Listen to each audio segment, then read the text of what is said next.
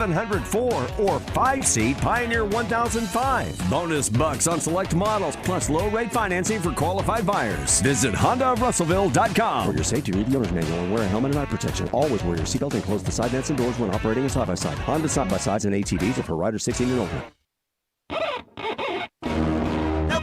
Live from the TruService Credit Union Studios. This is Out of Bounds with Wes Moore and Joe Franklin on 103.7 The Buzz. Weekend Recap brought to you by Fleet Management Services, serving Central Arkansas for over 20 years. They're your small to mid-sized specialist. When you need someone to service your fleet and get your employees back on the road quick, call 501-375-3672. Well, we had a lot of good at-bats. We fought a little bit and made him throw a lot of pitches, fouled off a lot of pitches. But, early in the game, obviously, we got a bunch of clutch hits. And we left some guys in the middle of the game, second and third twice with less than 2 outs. And then we had the bases loaded and 1 out, and we didn't score there. So those 3 innings, if we could have just scored a couple, 3 more runs, we had a chance to put them away. But credit to them, they got out of it. And, they put together a really big inning, and it didn't defeat us, so to speak. We hung in there and fought back. Arkansas takes care of business in a wild way. They take 2 out of 3 from Kentucky. The Arkansas women take care of business, sweeping the Fayetteville Regional in a run rule fashion. And then the Arkansas men, track and field, win a SEC championship. So it was a good weekend for the Razorbacks. Glad you're with us. What's up, everybody? Wes Moore, Joe Franklin with you.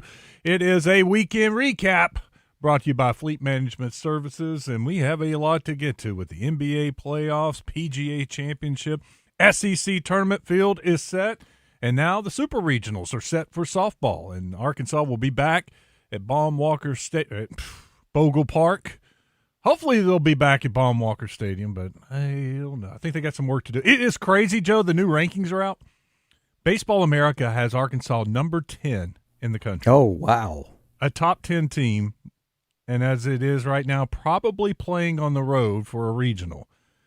D1 Baseball has them number 12. So, rankings-wise, they're right up there. One of the best teams in the country. RPI killing them. They're at like 25 in the RPI.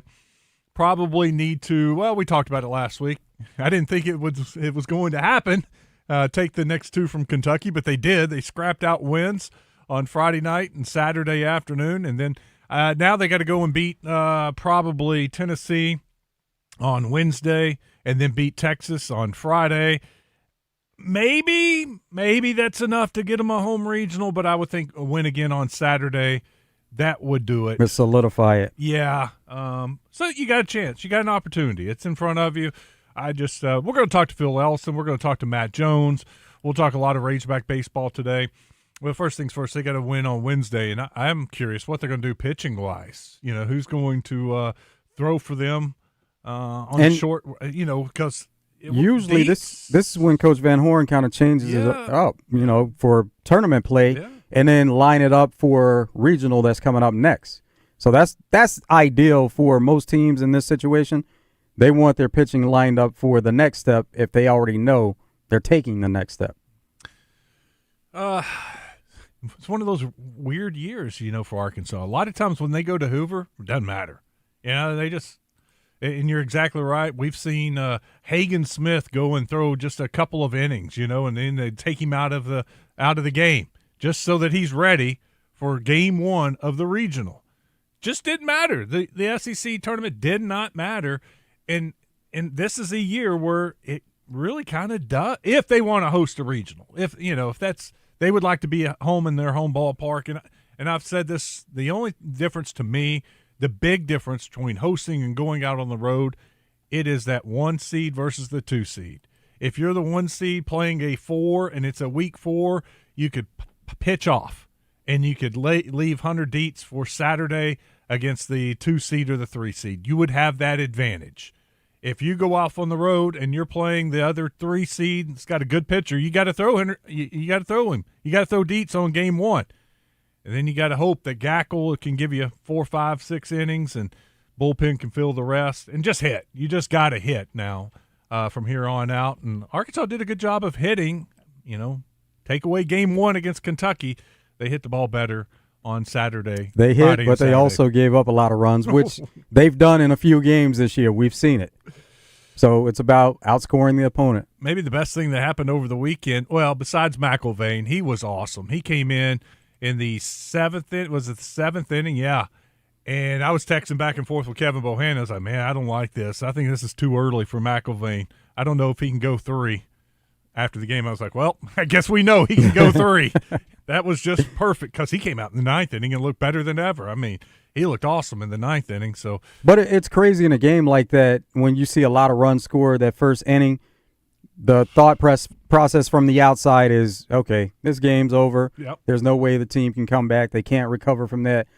You score that many runs in an inning, then you give up almost as many runs in an inning down the line. So, Joe, I drove down to the family. We drove down to Shreveport or Bossier for my nephew's graduation. Yeah. And I got in the car. We got in the car right when the game started. And I'm listening to it, and, the girls are trying to listen to their stuff, and Allison's on the phone, and they're like, how long are you going to keep this on? I was like, well, I think I can turn it off. It's 10-0. And I got on social media later and saw that it was tied at 12. I was like, you have got to be kidding me. I didn't see any of it. I did not. I turned it off, 10-0, and I take it back. Kentucky had scored. Maybe it was 12-2. And I turned it off, and next thing I saw was 12-12. I'm like, wow. What happened? What happened? And then we go into the graduation, and they hold it at the big Brookshire's Grocery Arena down in Bossier. Mm-hmm. And it's a huge arena like we have with Simmons Bank. Zero. No Wi-Fi. No Wi-Fi. No reception. No reception. Phone was useless. Useless. And I'm sitting there at a graduation, and my nephews, their last name starts with C. So they were done like in 30 minutes, 20 minutes. They got their diploma, and I was like, can we go now? Can we? They were like, no, we got to wait and take pictures. I'm like, we take pictures at the restaurant. That's not how it works. Nope. We stayed there the whole time, and I'm just sitting there, and I'm like, with a phone that won't work. Was it a big graduating class? Oh, it's huge. Airline High School. It's, one of the biggest ones in Bossier City, and I don't know. There was probably 800 kids. Oh. Yeah, there were probably 10,000 people there. It was stupid. Yeah. It was crazy. And you get that many people in there all on the same cell network, nothing. And then you're inside this big arena. There was nothing. So I just sat there and watched, wondering what was going on because last I heard it was 12-12. You know what, though? By design for graduating class and the people that, the administration there, they're probably like, okay, this is exactly what we wanted. Everyone needs to have all eyes on the graduates and not be on your phones. Focus on the kids. Focus on the reason you're there. Then yesterday you had a Game 7. That wasn't much of a game. That was disappointing, Joe. I grilled some burgers, and we were all sitting outside ready to watch a Game 7, and that thing was over early. And I kept waiting for Detroit to make a little rally, a little comeback, get the crowd involved, and here we go. Cleveland did a great job of just preventing anything from happening on Detroit's side. They never could break that 15-point barrier. It seemed like they were able to go on some runs at times and take some points off, but they could never get past that 15-point barrier where if you get within like 12 or so, then you're talking about a game. And especially if you're within 10-12 going into a fourth quarter, anything could happen there, but no, they just never could. Never could break that barrier. And tonight we do have the Western Conference Finals beginning. It's a great series with Oklahoma City and San Antonio. A lot of people expecting this to go 6-7 games, go to the be a very competitive series. So I hope that's what we get in both sides, Eastern Conference and Western Conference. It's one that everybody's looking forward to. Mm-hmm. Shai Gilgeous-Alexander named MVP second year in a row. He's going to get the trophy before the game. So that'll make it even more interesting. We also had the PGA Championship yesterday. Aaron Rai put just a performance together that people will be talking about for a while. Little-known golfer who had an incredible 10-hole stretch, starting with number 9 when he eagled that, and then shot what he had. I think he was 6 under for his last 10 holes on a Sunday. That's an incredible finish for a guy who never won a major championship, and he was rock steady down the stretch. Funny story, I picked a couple of golfers before the tournament started, and they were in the running. McIlroy was up there. Justin Rose, after he chipped in for eagle and made the cut, had a good Saturday and Sunday. Scotty kind of fell off yesterday. But I was sitting there Sunday morning, and I didn't feel good about any of my golfers winning. And I'm looking at all the odds on Bet Saracen. True story. I looked at Aaron Rai, and I'm like, 1750. That's really high. You start looking at the leaderboard and their odds, and then Aaron Rai at 1750. Yeah. And so I looked at his rounds, and he shot 70, 69, 67. Oh, he was getting better as it went on. As it went on, he had, like, each round, the first round he had one bad hole. He had one bad hole in the second round. I'm like, man, if he can just prevent from having one bad hole, this guy could shoot 5 under today and win this thing. So I put $10 on him. That made it so entertaining for me yesterday afternoon. I talked to a buddy of mine. He was like, man, yesterday sucked. That wasn't even fun to watch. He just rolled, away. There was no drama. I was like, man, it was dramatic for me because I had him. When he made eagle, I was like, okay, he's got a shot now. He's got a chance. But when I think it was 11, hole 11, short hole. He had a little wedge up there. Nobody was hitting it tight, and he hit it to like 3 feet, made it. I was like, that dude, he's got the lead. He's got the lead on the backside. Let's finish this up. And on 13, that was that's a short par 4 that people were driving. He drove it into the bunker, pins back left, and he hit a bunker shot, flew it all the way back there and got it stopped by the pin, made another birdie putt. That's when I was like, okay, now just par in, and you've got this thing. Because I knew he had the par 5 coming up. He birdied the par 5. And then I was like, he's golden. He's golden unless somebody else just goes nuts down the stretch and has like 3 or 4 birdies or makes an eagle on that hole. I think he's going to win. And then on 17, he makes a putt where when he hit it there, I was like, oh, my God. Well, even if he 3-putts this, makes a bogey, and if he bogeys 18, it's going to be close, but he can still win. And he rolls in that long putt, and it's over. And it was just an amazing putt. That guy. It's such a great story, because I didn't know much about him, and so I started looking into him. He wears 2 gloves because he grew up in England playing in the winter, and his hands would get cold. And so he put on 2 gloves to keep his hands warm. And so that's just the way he always played, and he just kept the 2 gloves. That's why he wears 2 gloves, because as a kid, his hands were getting cold. Nice. Yeah, you have to stick to it when that is something that works for you. And it's not necessarily a superstition thing. It's just what you've always done. That's what he knows. It's routine. Yes. He covers his iron covers. People don't do that. Very, very few people do that. His dad, he didn't come from a rich family. His dad worked like an extra job to get extra money to buy him nice clubs so he could be competitive. And his dad would always take care of his clubs, like get baby oil and clean the grooves after every round. He treated them like were precious because they were precious because he worked extra to buy those clubs for his son. And his dad would put iron covers on them to protect them. And Aaron says he does that to this day to keep himself humble, to remember where he comes from. How times were tough and what his dad sacrificed for him, so he still puts covers on his irons. Still part of the routine. I'm like, what a great That's awesome, guy. though. Yeah, when I was reading stories about him this morning, every tour player said he is the kindest guy on the tour. No one has a bad thing to say. No one can say anything bad about him. A lot of guys don't know him because he kind of keeps to himself, but they said he is the nicest guy out there. That to a tour member, they will tell you Aaron Rai is a good dude. Yeah, good to see him put it all together and come away with a win. I wish I knew all this stuff before, and I've been like, man, what a great guy. This is a guy you can root for. I wish I'd have known it earlier. Only his second tour win also, and that's nice, getting a major win in your second one. Yeah, and see if that'll just propel him and give him the confidence now that, when you perform under pressure like that, you can do it anytime and close the deal.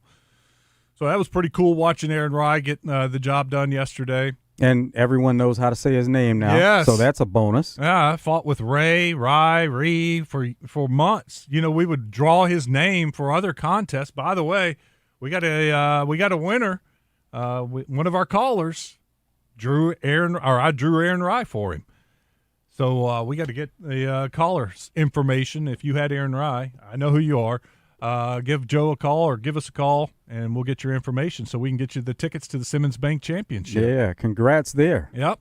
And we'll have the Open Championship coming up here soon, and we'll do it again and have some fun with that. But it was kind of cool watching so many guys in contention on Saturday and Sunday. I just kept thinking how many of our listeners had a chance, a rooting interest in a golfer to it was a perfect scenario. With that many guys having an opportunity on Saturday and or Sunday to win, that just meant that many more people that played in our contest had a shot yesterday down the stretch. But we'll get that information from him, and I'll get with Michael Cataldo at the Simmons Bank Championship, and once the tickets become available, we'll get those to you.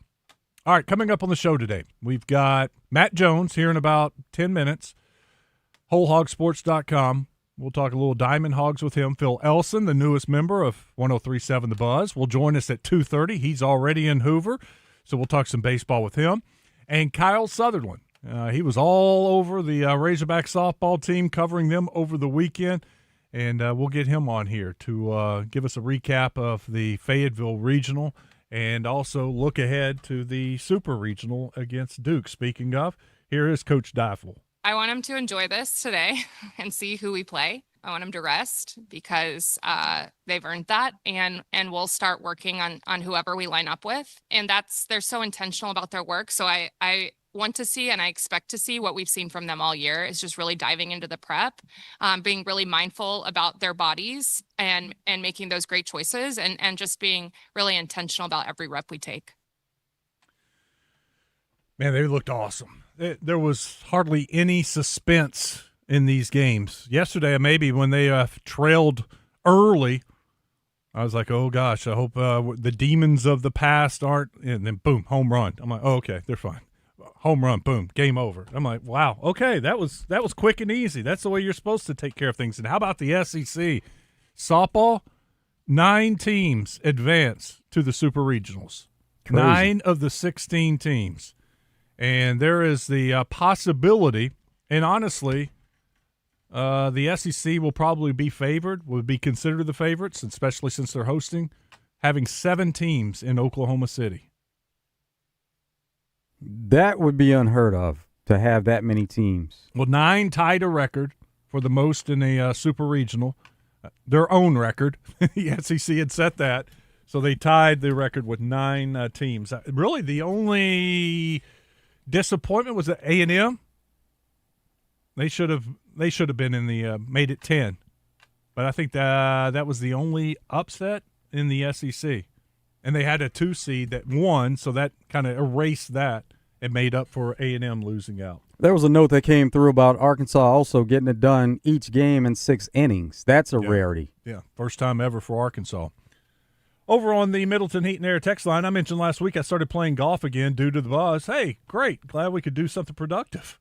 This weekend I played at DeGray, scrambled with a friend who's only been playing for a few months, only hit 25 over.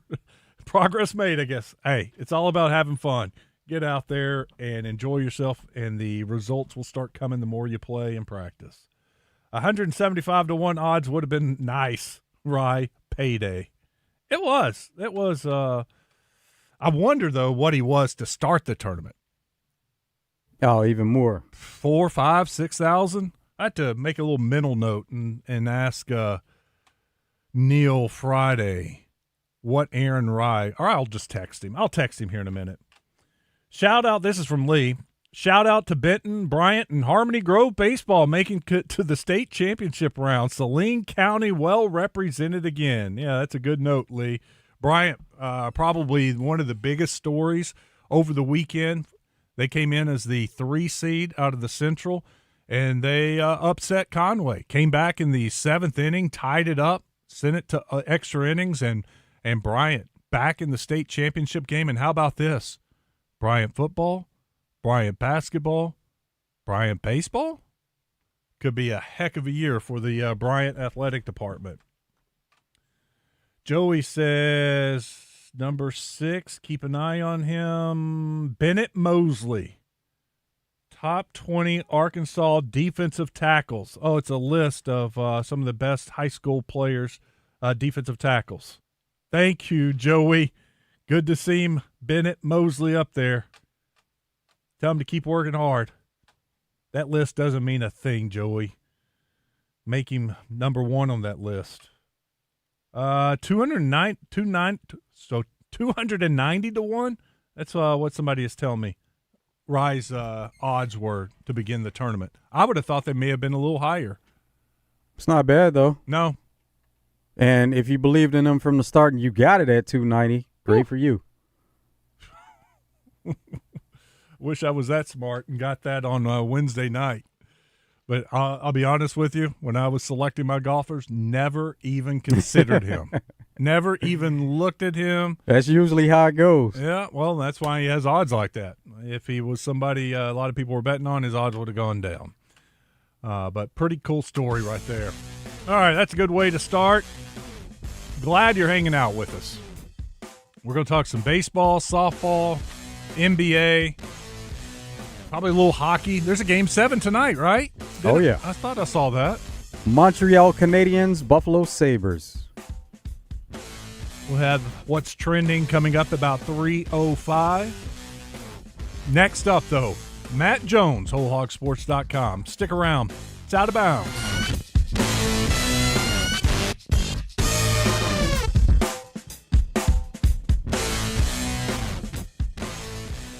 If you don't already have the Bet Saracen Sports Wager app, download it today from the app stores or go to BetSaracen.com. Bet Saracen is Arkansas's favorite sports betting app.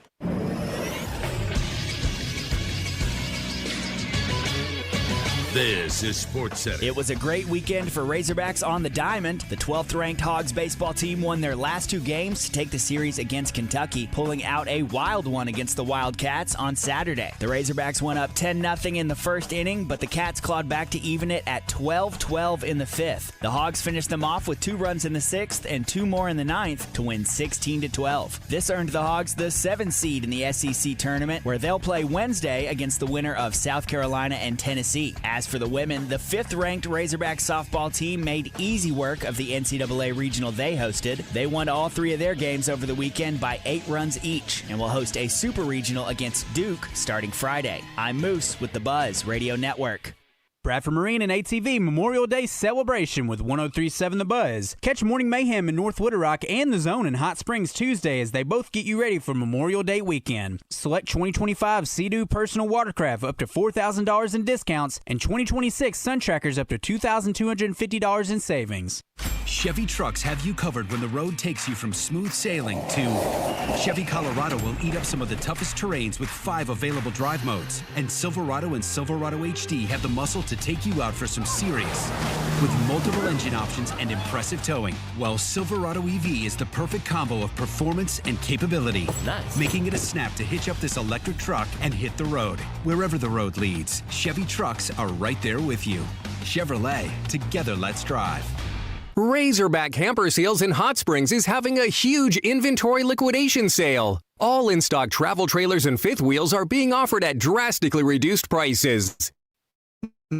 These are the best deals of the year. One of the many great deals is a 26-foot Salem with bunk beds, power awning, plywood floor, and much more for only $21,997 or $235 a month. Now is the time to buy. All these great deals can be seen at RazorbackCampersales.com.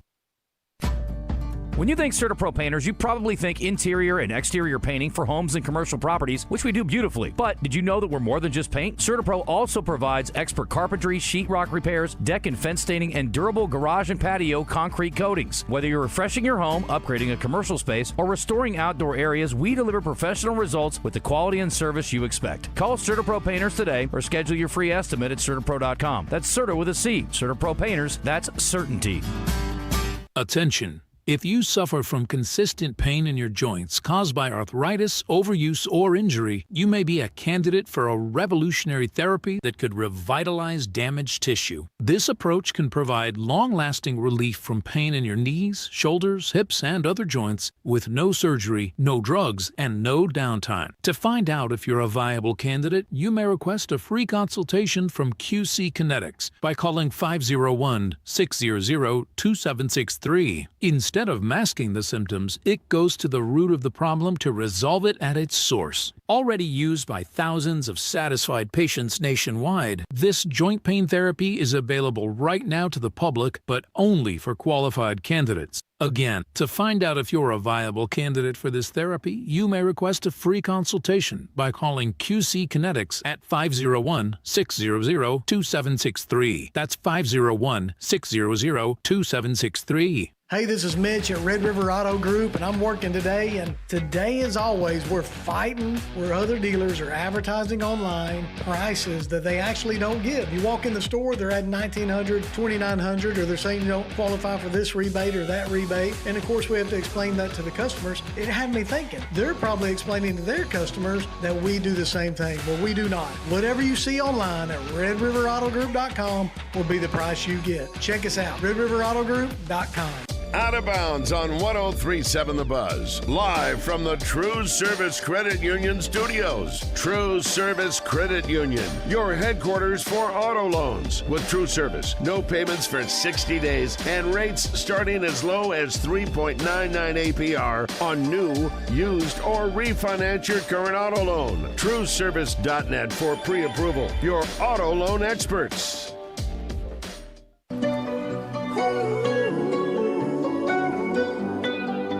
Welcome back to Out of Bounds. Westmore, Joe Franklin. Let's talk about the Diamond Hogs. Matt Jones joins us. WholeHogSports.com, Arkansas Democrat Gazette. What's up, Matt? How are you? Hey, Wes, I'm doing well. All right, Saturday's game. Where's that go down for you in the analogs of crazy?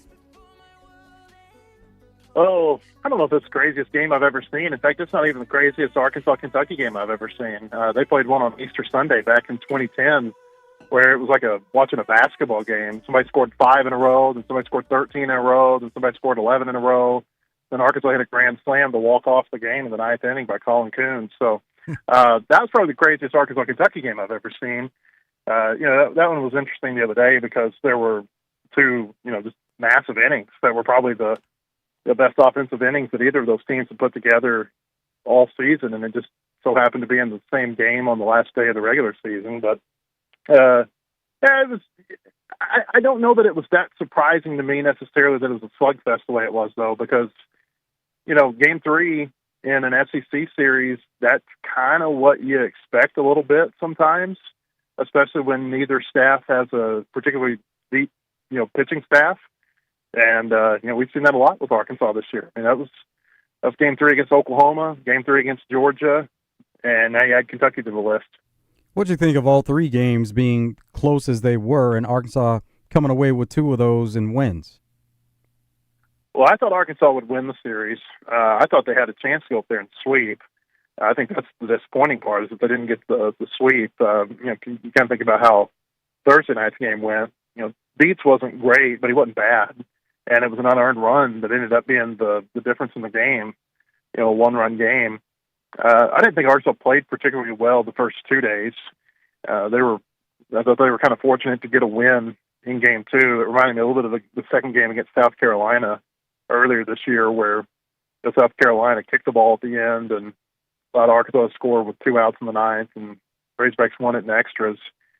But that's kind of how the year goes. You steal a few, you probably give away a few, and over the course of 30 games, it averages itself out. And then I figured Arkansas had a good chance to win Game 3 when Kentucky, went for it the way they did and threw Jackson Jelkin at the end of the first game on Thursday night.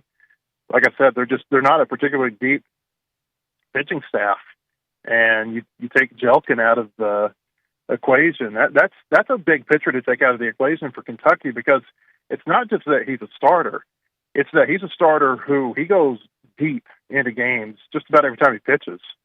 I think he's thrown over 100 pitches many times this year, to 128 the week before against Florida. So that was significant in a lot of ways to use him in game one the way that they did. Were you surprised he didn't pitch yesterday or Saturday?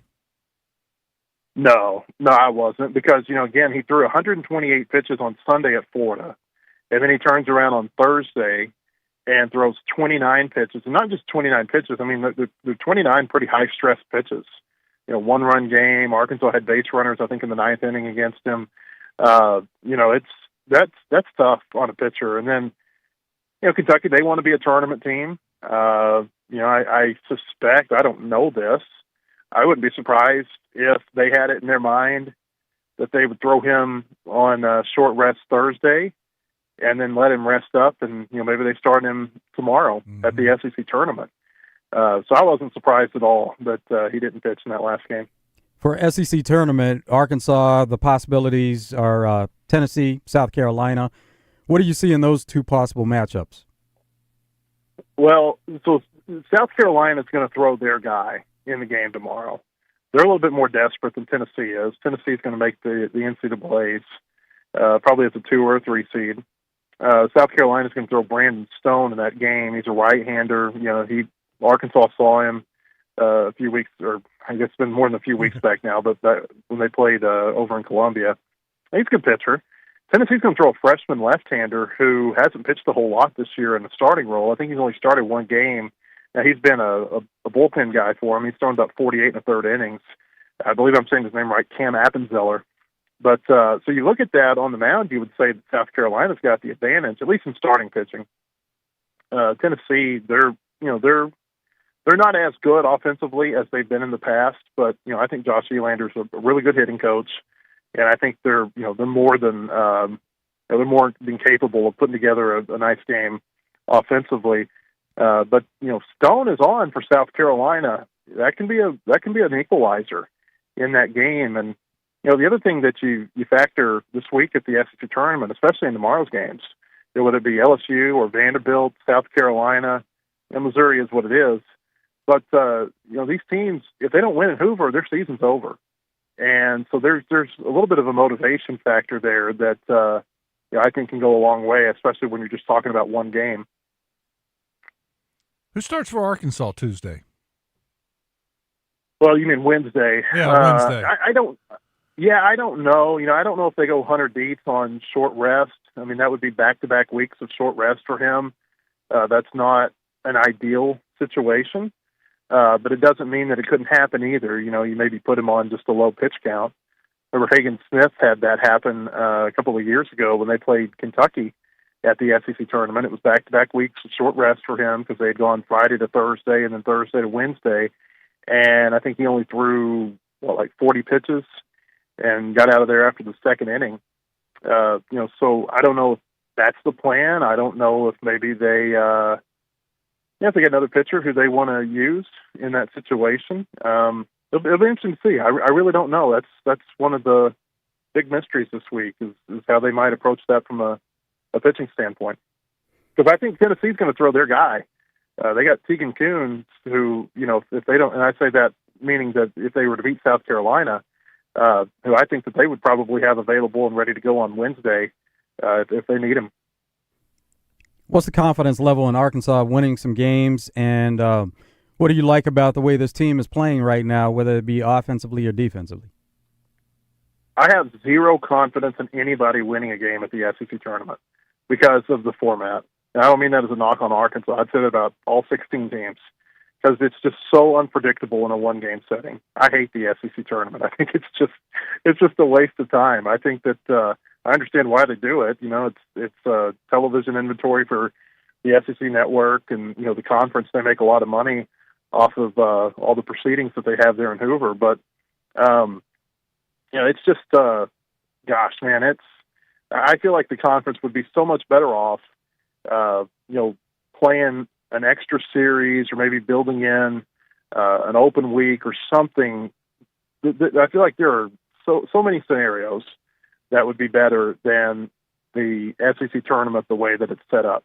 To me, I think the SEC tournament would be better off if maybe they took like the top 2 teams and they sent them down to Hoover and had them play a best-of-3 series, and that's how you determine the SEC champion. That would I think that would be a cooler setup than what they have now with the tournament. But not everybody thinks like I do. But I think Arkansas. To answer the second part of your question, I think that I think they're playing okay. I mean, they are what they are. They are a team that for about 2 games a weekend, I think they're going to have pretty good pitching. Their bats are coming along. I thought what Zach Stewart did up at Kentucky was encouraging. I mean, that looked like the Zach Stewart that I think they thought they were going to get out of the transfer portal. Offensively, I don't know if you guys realize this, they finished as the 3rd highest scoring team in the SEC. And there was a lot of talk early in the season about, hey, what's wrong with Arkansas's offense? Well, the only 2 teams that scored more than Arkansas were Georgia and Texas A&M. Batting average isn't great. The OPS is not great. But, what this team does is they just kind of find a way on base, and they're a pretty good base stealing team. And, I think that, their fundamentals this year are, fairly good in terms of, they get a guy to third, they're going to get a sac fly. A lot of times, they're pretty good at, bunting runners over, and they've been able to manufacture, an offense this year. And I say those are SEC only numbers. It's not like they're doing that, Eaton against UAPB and UCA and, some of those type teams. I mean, they're putting that together against SEC pitching staffs. So I think that, like I said, I think that we just kind of know what they are. They're going to be a team that they probably need to slug their way to some wins. And there's probably going to be a game every weekend where it's going to get kind of wild and kind of spooky on the mound. But I think overall they're a pretty good team. They're not a great team, but they won 7 out of 10 SEC series, and I don't think you can discount that. And they've won 5 out of their last 6. If they're a number 2 seed somewhere, which I think they will be in the NCAA tournament, they're going to be a 2 seed that I would think the regional host is not going to be happy about being sent their way. Yeah, we were talking about that earlier, how Arkansas is ranked number 10 in Baseball America, 12 by D1, and you're going to look up and they're a 2 seed somewhere, and that 1 seed's not going to be very happy. I mean, that just doesn't seem right. Well, and you look at the way things are, and I don't know how much you guys have discussed this year, but they're going to rank everybody, and they're going to assign who goes to which regional based on pods. And so what it looks like right now is Arkansas is probably going to be in that 17 to 20 pod, which means they're going to match up with somebody in a 13 to 16 pod. Now, different publications are a little bit different on Arkansas right now. Like D1 Baseball has Arkansas as number 19 in the tournament. Baseball America has Arkansas as number 22.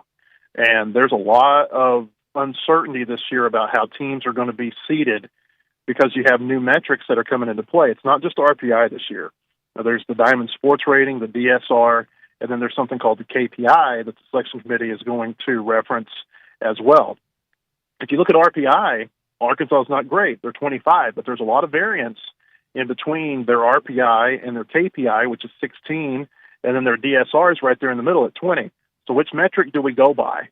But I think they're probably going to end up somewhere in the 17 to 20 pod, which would put them in the 13 to 16. And you look at who's 13 to 16 right now, you got KU and you got Nebraska.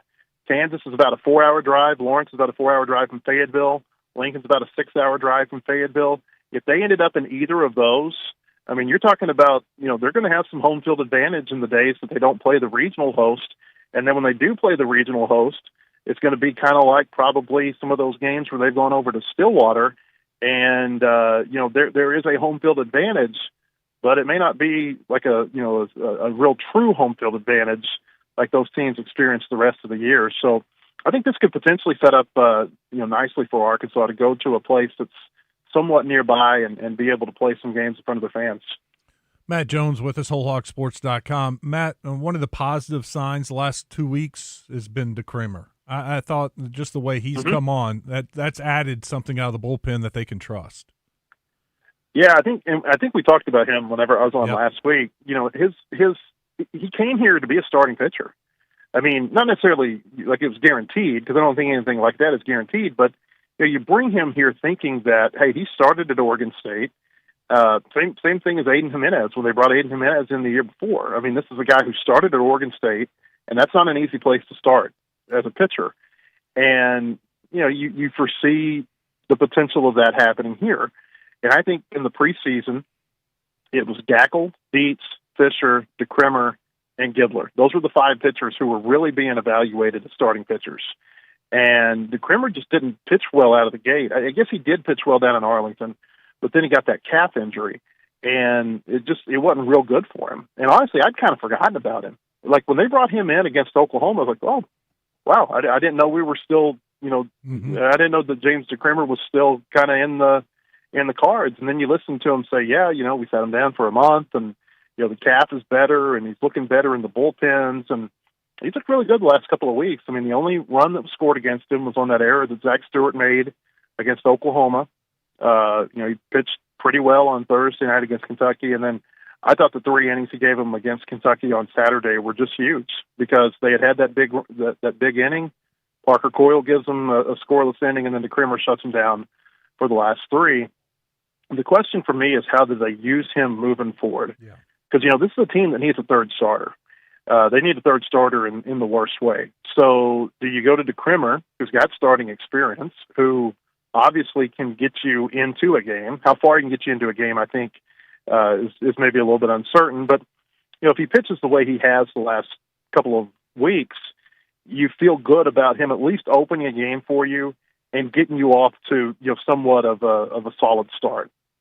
Or is it more valuable to you to have him in the way that they did against Kentucky and be able to pitch him twice? I don't know the answer to that, but if he keeps pitching the way that he's pitched the last couple of weeks, I think that that's a very positive development for Arkansas. It's weird. This time of year, if you can just add a bat and an arm who maybe you haven't depended on or maybe who just hasn't played at a certain level, and they start, elevating their play, that can do so much for a team. And I look at DeCrimmer and I look at what Zach Stewart did against Kentucky, and it just makes you wonder, is that sustainable? Is that something that can is that something that can happen for 2 or 3 weeks? And if so, how far does that take the team, on top of the players that you can really count on and trust? Coming off the series against Kentucky, how much is there confusion with you and Matt Jones, who covers Kentucky? How often does that happen? Not much for baseball, because I don't think baseball matters up there. I tell you what, when John Calipari got hired, that was fun. I actually got called, guys, for let's see, I'm trying to think how this went down. So I agreed to do a radio interview somewhere, and I was looking at my phone. I'm like, man, I guess they're not going to call me. And about 10 minutes later, they finally called me. They said, hey, we made a mistake. We called another Matt Jones, and he didn't quite understand why we were wanting to interview him right then. They had called the Kentucky Matt Jones. But, hey, I live in Fayetteville, and I got up here about the time that Matt, the football player, was finishing up. And, so I've kind of had the Matt Jones confusion going on for a while. About that time, there was also a singer on Dixon Street. I remember I called in for a pizza one night, my first year here, and they asked me, what's your name? I gave my name, and they said, oh, are you the football player? No. Are you the singer? No. Well, who are you? And I didn't have a great answer for it at that point, but this has kind of been going on for 20-something years. I've got all 3 of you on my phone, and I have to double-check that I'm calling or texting the right Matt Jones every time. I tell you, Matt Jones is a common name. And there's some other Matt Joneses up here too. I get the wrong text message that's intended for somebody else quite often. Oh, that's funny.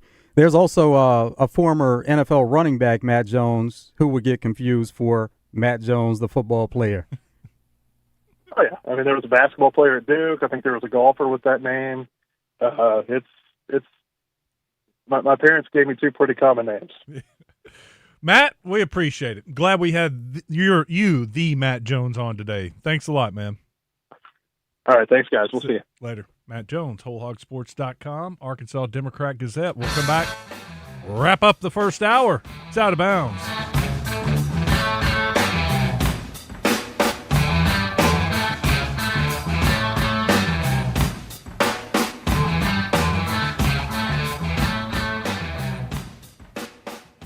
At Bale Chevrolet, we believe you can learn a lot standing on a car lot for over 100 years. People don't want a sales pitch. They want somebody to shoot them straight. That's what we try to do every day with a team who knows how to listen. We've got new Chevys and pre-owned vehicles coming in every day. We work hard to have exactly what you've been looking for at the price you need.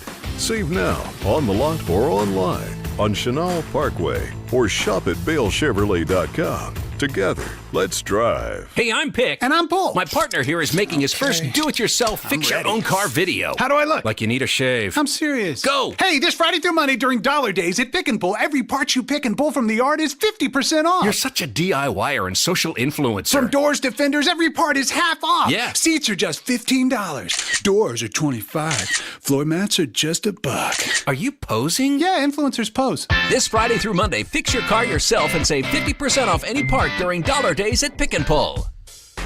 FanDuel, in partnership with Oaklawn Racing Casino Resort, is now available in Arkansas. FanDuel is giving you better payouts on same-day parlays all NBA playoffs long. With more ways to build and more value every time you play, you can stack your picks your way for every game, every matchup, and every moment. FanDuel in Arkansas has you covered. From spreads to player points to threes and more, build it all into one same-game parlay and go for bigger payouts. So if you're betting same-game parlays this NBA postseason, bet them on FanDuel. FanDuel in partnership with Oaklawn Racing Casino Resort. More options, better payouts, all NBA playoffs long.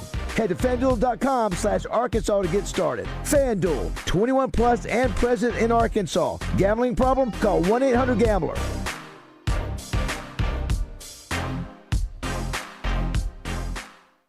Welcome to Moe's. Everyone knows that coming into Moe's for our Mo Monday special is the best deal in burritos. But what about those other 6 days? Well, let me introduce the new Mo Value Meal. Junior burrito, side of queso, chips, salsa, and a fountain drink for only $9.99. And the best part? It's available all day, every day at Moe's Southwest Grill. Now here's my daughter Andy Kate with a special reminder. Remember, kids eat free on Sundays.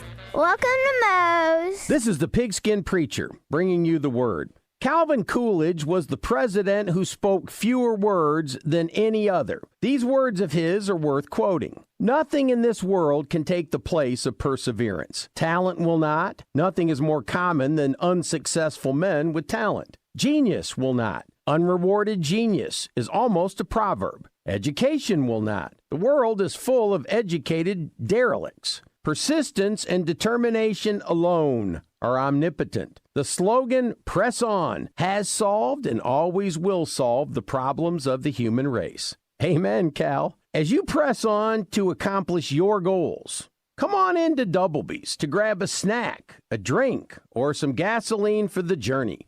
Doublebee's is here to help you as you persevere to get the job done. Doublebee's. It's where you gas it, grab it, and go. That's Doublebee's. Gas is so expensive these days, but not with fuel-efficient vehicles from Chris Crane Hyundai in Conway, like the Tucson's loaded with technology, and there's even a hybrid model. Stop playing the gas pump lottery with new Hyundai hybrids with up to 50 miles per gallon, or get 0% financing for up to 60 months on new 2026 Tucsons and new 2026 Elantras. Start at just $22,995 at Chris Crane Hyundai on Museum Road in Conway and online at chriscranehyundai.com. Out of Bounds on 103.7 The Buzz. Live from the TruService Credit Union Studios. Online at TruService.net.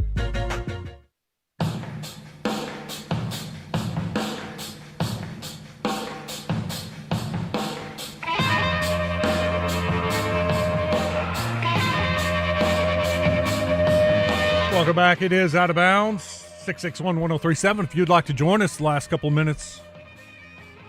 Neil Atkinson from Bet Saracen texted me back.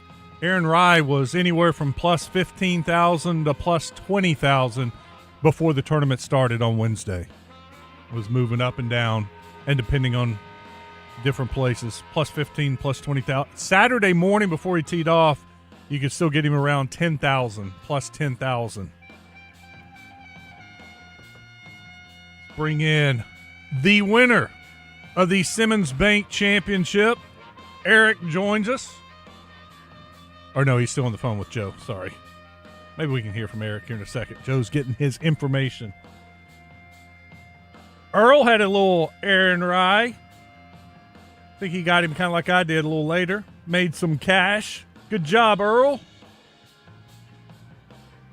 Zach in Palestine. Shout out to Palestine Wheatley for hosting the 2A softball, state softball, and baseball tournaments over the weekend, and for Palestine boys advancing to the state championship game against Woodlawn on Thursday. By the way, I'll be calling that game. Was great to see Baz and Justin Moore in attendance Thursday, watching Justin's daughter play for Poland. Cool. Oh, yeah, they're athletes. They play it all. Softball, basketball. 501 says, nobody had Rye for the same reason you don't pick a 99-1 horse. Oh, somebody had him. Somebody took a shot on him, and some people got it a little later, like Earl. Still had really good odds, just not the 15,000, plus 15,000. Let's bring in Eric. Eric, congratulations. How are you? Good, buddy. All right, were you watching yesterday? Absolutely. When did you get a feeling he's going to win it? When did you get confident he was going to pull it off? Well, after Saturday's round, the way he played Saturday, I knew he had a chance if he could play that good on Sunday. Mm-hmm. Yeah. And man, when he made that 70-foot putt on 17, I knew he had it in the bag. Did you give out a little shout? I did. Yeah. I did. I sure did. I did too. I had a little money on the line, but I gave a little hell yeah. That was the clincher right there. I tell you, when he made the eagle on 9, that's when I was like, all right, he's got a shot here. And then that birdie, the approach on 11, the sand shot on 13, I started feeling really good. It really helped on that course that he was putting the ball in the middle of the fairway, and a lot of them guys was having to hit it out of the rough, and that rough was just it was rough. Yeah, rough. Well, Eric, congratulations. Joe's got your information, and we'll get those tickets to you. Enjoy the Simmons Bank Championship. Thank you for doing the contest. Oh, you're welcome, Eric. Hey, and look, the tickets may not come right away. I don't even know if they have the tickets yet, but we will get you those tickets. Hey, that ain't no problem. All right. Take care. Thanks, Eric. Later, man. Thank you. Coming up in the second hour, we've got the Razor Hog update and Kyle Sutherland talking softball. Hey folks, this is Mitch Ward, proudly serving the great state of Arkansas with Red River Auto Group for over 20 years. We started as Arkansas's #1 Ram Dodge Chrysler Jeep dealer, but we've also got Ford and Toyota. And I like to think we've got the largest discounts than anybody in the state. But folks, really, if you bring us any reasonable deal right now, we're going to try to put something together. If that means us giving a little too much for your trade or selling ours, or just a little too cheap, or fighting for the best rate, we're going to make it happen. Check us out at redriverauto.com. It's the perfect day. You're just driving along, listening to your favorite music, the windows down. There's a cool breeze. Life is good. But wait, hold on a second. You're not wearing a seatbelt? You'd better put that on before that... Uh-oh, too late. Cops everywhere are stepping up enforcement, so you'd better buckle up or you will get caught. Sorry to ruin your day. Click it or ticket. A message from the Arkansas State Police Highway Safety Office. Fence Brokers presents Razorback Graffiti every Monday with Morning Mayhem. One sentence to let the guys know how you feel about the Razorbacks from Fence Brokers. Going the extra mile. ESPN and The Buzz gives you the complete sports and entertainment package. I love that game. 103.7 The Buzz, KABZ Little Rock. Buzz News with KARK's Gary Burton Jr. Portsmouth police officer Kyle Newman is in critical condition after being shot in the neck over the weekend. According to police, officers were conducting an investigation at a park on Sunday at around 1 a.m. Moments later, they saw a truck drive into a ditch. The driver of the truck has been identified as 27-year-old Joshua Keller. Officer Newman was conducting a test to see if the suspect was intoxicated, but the suspect tried to escape. Officer Officer Newman tried to stop him, but that's when officials say Keller shot him and drove away. Keller then led police on a pursuit onto Interstate 540 before wrecking. The crash took place near the Grant Avenue exit. An additional officer-involved shooting occurred as police responded to the wreck. Keller was pronounced dead at the scene. The prosecuting attorney will determine if the use of deadly force was justified. For the Buzz Radio Network, I'm KRK's Gary Burton Jr. New Benihana promotion. Monday and Tuesday, lunch and dinner, 10% off of everything on the menu. Come to Benihana's. This is Trey Schapp. Tune in each Friday morning at 5:30 right here on The Buzz as I bring you From the Shortgrass, presented by UAMS Health, Orthopedics, and Sports Medicine. If you like to hear interesting stories about the game of golf, this is for you. You can also find it wherever you get your podcasts. We got the big deals at the Big Rock. The Big Rock. People have always asked me how we get such great inventory. Here in Alcoa Road in Benton, the Big Lot, Chris Crane, Dodge Jeep Ram. It's simple. We use the latest technology to scour auctions across the country to bring us the best of the best. This month only, we're doing sales tax paid on every pre-owned vehicle here at the Big Lot. Sales tax paid? Sales tax paid at the Big Lot. Chris Crane, Dodge Jeep Ram on Alcoa Road in Benton. Oaklawn is here for when you want the ultimate escape, all in one place. Check into the luxury hotel. Escape to Astral Spa, the only Forbes 4-star rated spa in Arkansas. Indulge at award-winning restaurants like the Bugler or the Oak Room and Bar, all before having the time of your life at the 24/7 smoke-free casino, where the energy goes all night. Here, excitement and luxury meet under one roof. Oaklawn Hot Springs. Join the fun. Gambling problem? Call 1-800-GAMBLER.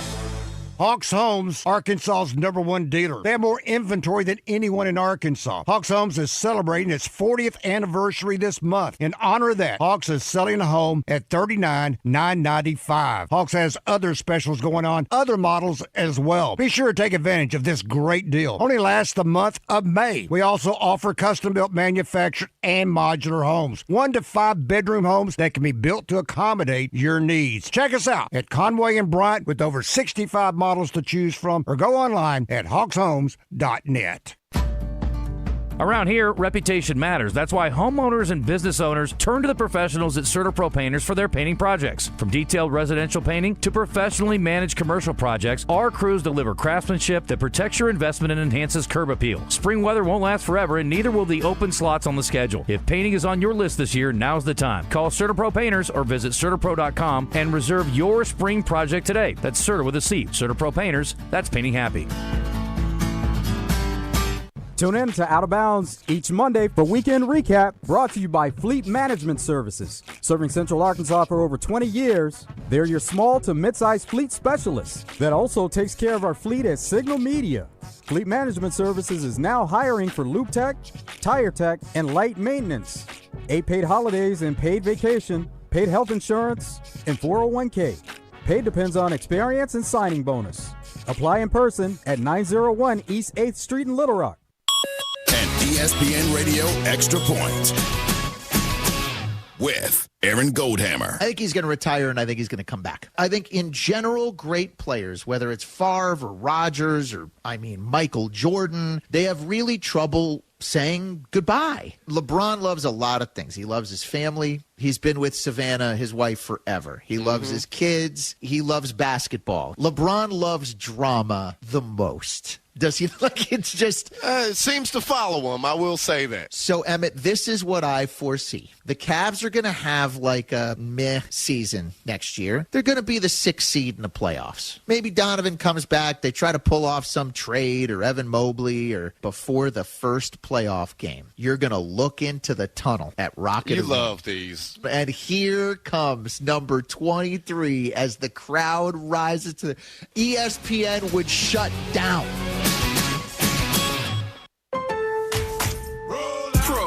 Save more on the materials you need to get the job done inside and out at Lowe's. Right now, get 10% off in-stock Trex Naturals decking, now available in more styles. Plus, get 15% off select custom entry, interior, and storm doors. Then, we'll deliver it all straight to your job site to help keep your jobs moving. Get the brands pros trust, priced right, and ready when you need them. Our best lineup is here at Lowe's. Valid through 5/27. While supplies last. Selection varies by location.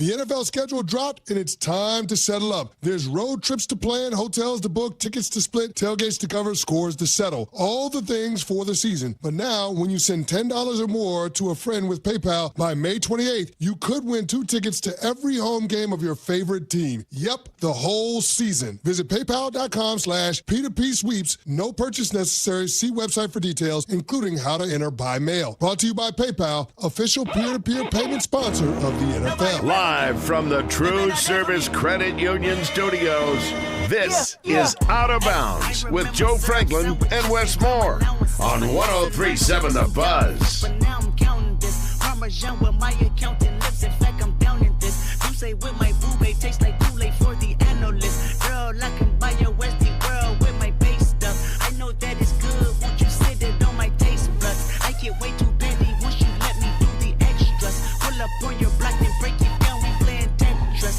AM to the PM, PM to the AM phone.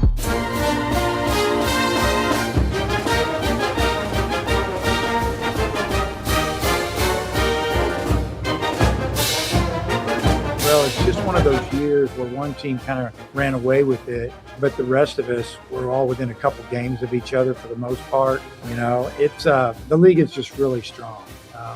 You know, we jumped ahead of a couple people today that are really good. I don't know, just it's deep. You can't take anybody for granted. You got to go get your wins while you can, and you know, I mean, you look at what we've done. We've won 5 out of the last 6-7 series, I think.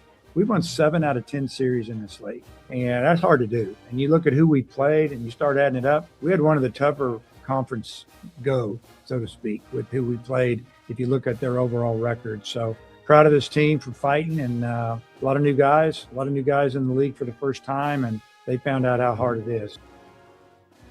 It's time for your Razor Hog update. Arkansas finishes with 17 SEC wins. They'll be the 7 seed at the SEC tournament. They play Wednesday at 4:30 as the schedule start. They'll take on either Tennessee or South Carolina. If they win, they'll be off on Thursday and play Texas on Friday at 3 o'clock, Joe. Did you notice that? If Arkansas wins on Wednesday, Friday, 3 o'clock. They have already made it to Hoover. In fact, they went straight from Lexington to Hoover. Here's Coach Van Horn on what they plan to do. Tomorrow will be completely off, and then we'll get together on Monday, and we'll obviously find some time to lift, and they need to recover, and then we'll get us some workouts in and get ready for our game. Kind of mentioned something after the game too about the next few days to stay hooked up mentally. We got a lot more baseball to play, and don't check out just because the season's over, regular season's over. We still have a lot of work to do, and I hope this weekend motivated them. And no, it's that time of year, man. They don't have to go to school. You just get to play baseball. They get a per diem every day, and hey, they're eating good, sleeping in a nice hotel. What more could you want right now when you're 18 to 23 years old? And the Razorback softball team moved on easily, winning the Fayetteville Regional. They run-ruled every single game, and now it is Duke in the Supers. I want them to enjoy this today and see who we play. I want them to rest Duke, because they've earned that, and we'll start working on whoever we line up with. And they're so intentional about their work. So I want to see, and I expect to see, what we've seen from them all year is just really diving into the prep, being really mindful about their bodies and making those great choices, and just being really intentional about every rep we take. Joe, I was thinking if Arkansas loses Wednesday down in Hoover, we really should, as a station, start doing a radio broadcast of the softball games for the Super Regional. We should. Yeah. There's no doubt. Friday at 1 o'clock is their first game. Even better. We'll have more from Coach Deifel later on, and Kyle Sutherland will join us he's about to join us, and we'll talk some more softball. Got a golf note. Last week, the women's golf team at the University of Arkansas moved on to the NCAA National Championships by finishing in the top 5 at their regional. Well, the men are underway. They're at the Corvallis Regional, and they teed off this morning around 9 o'clock our time, I think it was. Arkansas is on the course at 6 under par, tied for second Xavier is 7 under. Oklahoma, Arkansas, Purdue, a little bit of a logjam. Oh, Liberty, UCLA, they're all tied at 6 under. There's a 5 under par. Oh, Arkansas just made a birdie. So they're 7 under and tied for the lead. That's up to date. Arkansas is leading the Corvallis Regional with Oklahoma and Xavier. John Daly leading the way for Arkansas. He's -3. A couple other golfers at -2, and the third golfer's at even par. So Arkansas is 7 under, off to a really good start. But, of course, it's 3 rounds. Top 5 teams move on to the NCAA championships. And, by the way, the track and field team won an SEC championship. Jelani Watkins, the LSU transfer that's going to play football too, he won the 100 and the 200 meters. And then he was part of one of the relay teams. He was the high point athlete at the SEC championships. Oh, that's big. And it only gets bigger and better for track and field. It's the expectation. We expect them to win and dominate each and every year. And as easy as it may seem from the outside, there's a lot of hard work that goes into it. And there are so many different parts of it. You know, there's indoor, outdoor, men's and women's teams, but they're all expected to do great things at all times. Cross country. Yep. Expect championships. Kyle Sutherland joins us now. What's up, Kyle? How are you? Were you What's up, guys? Were you expecting it to be that easy? Not necessarily. I definitely expected them to go 3-0, like not have to worry about the losers bracket, but not 3 run rules. I maybe expected them to win it at least by 3 to 4 runs, but no, not quite to that level. I mean, I knew that this team was capable of that, and this was if we could call it a weaker regional, I mean, it certainly favored Arkansas, but not to that level of dominance. What did it say to you about this team and the way they played in those 3 games? Or you mentioned that it may have been so-called a weak regional. Does it say more about Arkansas, or does it say more about the 3 teams that were involved here? I think it does say more about Arkansas than anything, especially when, like, I told you guys last week that South Florida, like, this kind of went exactly how I expected it to. Like I said, Arkansas winning it, but South Florida was the team that really was by far the best other than Arkansas. You know, Washington they just hadn't had it over the past about 10 games or so. Fordham just isn't quite to everybody's level. But really, once Ann Long got tired for South Florida, their ace pitcher, they weren't able to match Arkansas offensively because it's pretty much Ann Young in their defense. So that was really just Arkansas playing up to their full potential, I think, was the biggest part. But guys, the really scary, and I've talked about their batting lineup and their defense all year, but the true scary thing about this team, at least for their opponents, is they have 3 legit shutdown pitchers. I mean, there is a lot of really good and seasoned pitching in this SEC tournament, or I'm sorry, not the SEC tournament, the Super Regional. I was thinking of baseball for a second. In the Super Regional, but like with Robin Heron and then at Duke, Cassie Kerr, like those are 2 of the most experienced that have seen a lot. But Arkansas with Heron and Peyton Burnham and Sailor Timmerman, I mean, that is 3 that can straight shut you down because Burnham shut down Fordham. And then she didn't really have her stuff in the second game against South Florida yesterday. But then Sailor Timmerman comes in and pitches 3 shutout innings.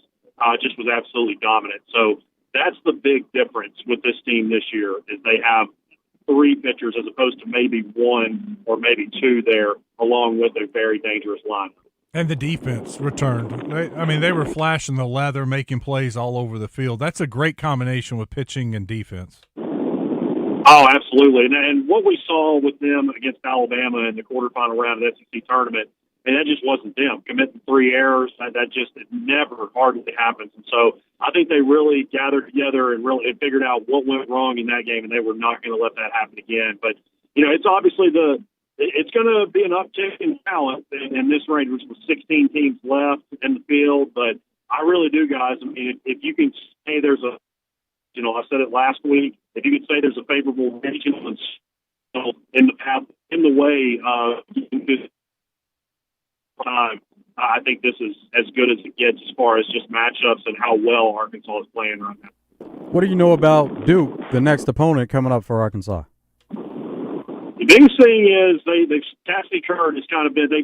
I haven't done a full deep dive into them, but they've got another pitcher that's been throwing pretty well over the past couple of games. But you know, Cassie Kerr is, like I said, like Robin Heron. has been around for the exact same amount of time, a senior pitcher that's thrown a ton of innings. And, I mean, she hasn't been as sharp this year, but still a shutdown pitcher. But also, they've kind of got a same story to Arkansas, Joe, in the sense that post-COVID, I mean, they've been really, really successful. They've made the regionals every year. And Marissa Young has been at Duke for about as long as Courtney. I think Courtney got here. Actually, I think it's about the same time. 2016 was their first year at both of their programs. So she's taken them to the Super Regionals 3 times, took them to the College World Series in 2024. So very similar to Arkansas. That has been a very consistent team within their conference, of course, being the ACC, like Arkansas has the SEC, and ultimately has performed well against some of the nation's elite. Arkansas, obviously the lower seed, and they're hosting. Would you consider them a big favorite, a favorite? I mean, what are your odds on this? I would say, yeah, it's hard to say just because, again, the host seed, especially with the way that they went through the losers bracket, and I would definitely consider them a favorite, Wes, because like where I'm at with this team, and I think I've kind of hinted at this like over the past couple of weeks, like I truly believe when this team is clicking at its best. Now, I understand they lost the series to Alabama. I understand they lost the series to OU. I truly believe that this, and people can say I'm biased or whatever, but I think this is the best team in the country when they are clicking on all cylinders. And what I mean by clicking on all cylinders is not just defense and 1 through 9 is successful. Saylor Timmerman, Peyton Burnham, and Robin Herron are shutting you down like we saw in the regionals. And so I think that just with how good this team has shown that they can be, that is really just the difference. And that's why I kind of think that they can almost be, they're not having to play OU in a 3-game series anymore. Nobody's going to beat OU in a 3-game series at Love's Field. But now that they're at this point, you got to win 2 of 3 at home, and then it's on to OKC. I really believe that when they are at their best, they can beat anybody in the country, and they've pretty much shown that this year. Outside of Arkansas, who are you looking at to play some really good softball here and possibly advance on to a College World Series for softball? I think the first team, Joe, is OU. I mean, OU last year, it was kind of one of those where they might, like, maybe they've missed their window and not going to get 5 straight, but you better get them last year or maybe this year because they could possibly go on another run.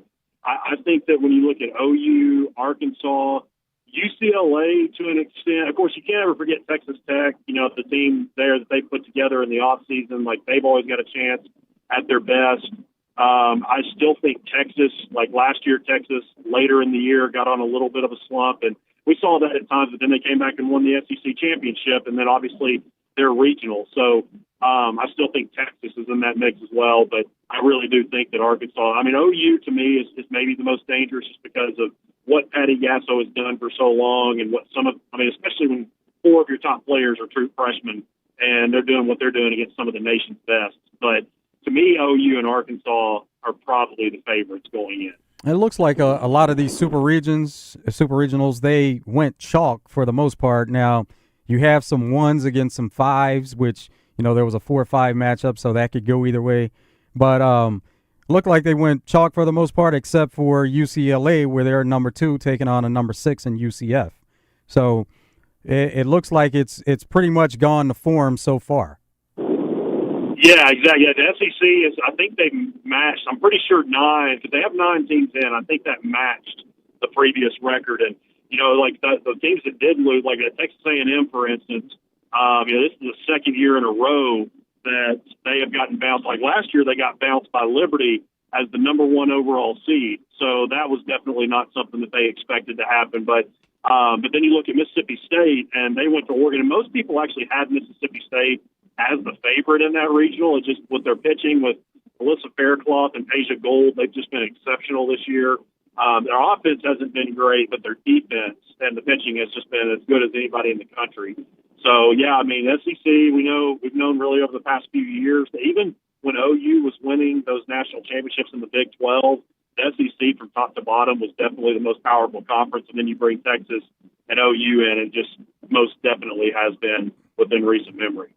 Got Kyle Sutherland with us. Kyle, can you explain to me how Texas Tech came back to beat Ole Miss down 8-0 in the 7th inning? What happened? And so I was kind of like everybody else. I just saw the highlights, just keeping up with Razorback baseball and Arkansas took through the weekend. But man, it's just, the thing is, Wes, is I think parts of this season, maybe the pressure's gotten, because obviously when you compile a team like that, I mean, they pulled some of the best players off of multiple top-tier teams. And so they had such. I mean, I think that and Jolie Mitchell that played for Texas last year from Rosebud, great friend of mine, and I was talking to her. I'm like, do you think before the season? I'm like, do you think this team maybe has more pressure on it than any team coming into the year in the history of college softball? And she's like, well, it's definitely a pretty good argument just because of how stacked they were. So I think that they have been a little bit on and off at times, and still obviously been very successful. But to answer your question, I think it just really came together at the right time because they knew that they had to rally. And so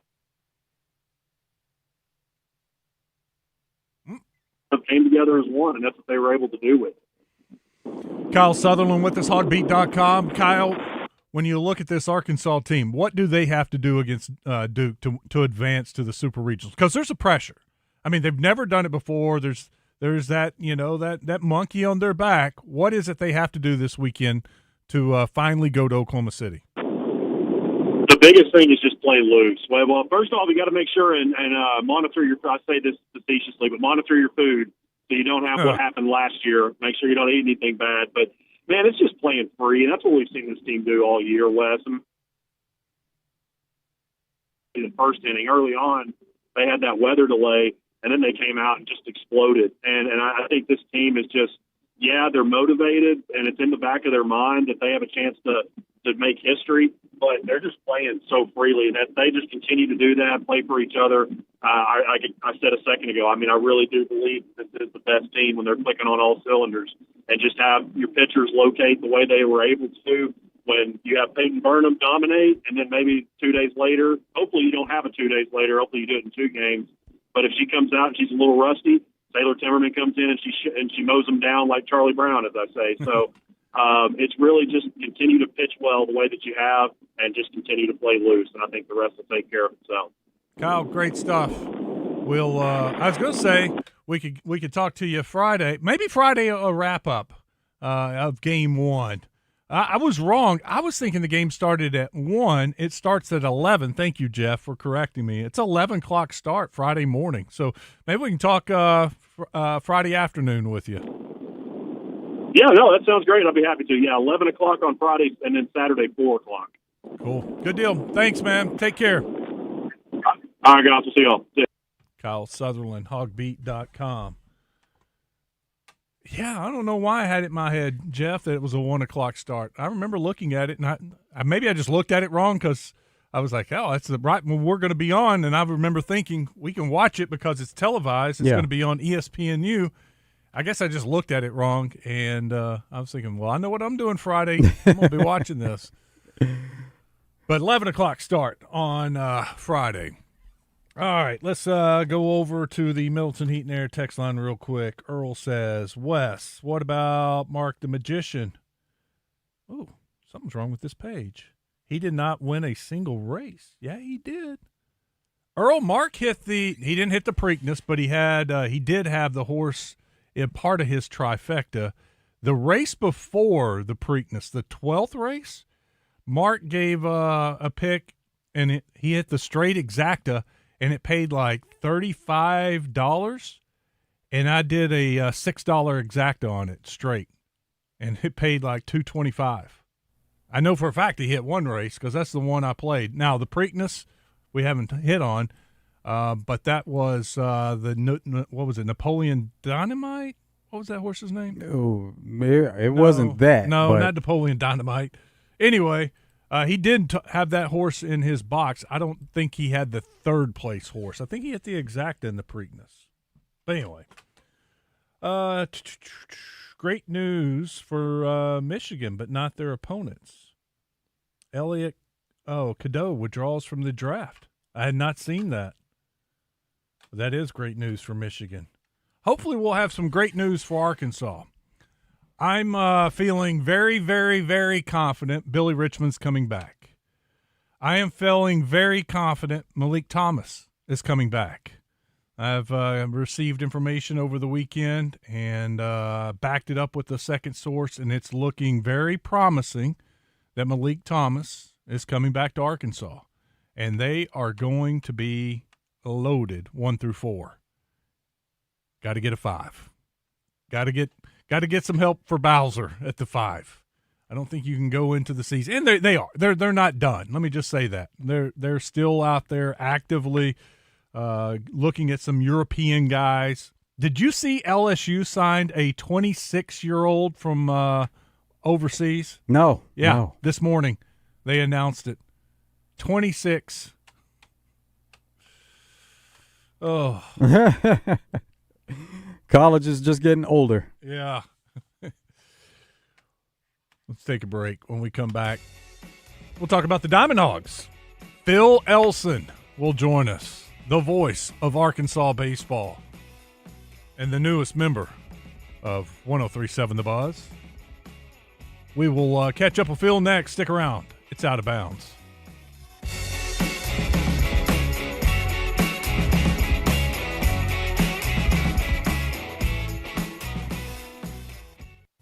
Ten Fitness brings you Top 10 Tuesdays with The Zone. Each week, Justin and Phil will dive into a different Top 10 list and take your calls. Brought to you by 10 Fitness. Turn back the clock on gym prices.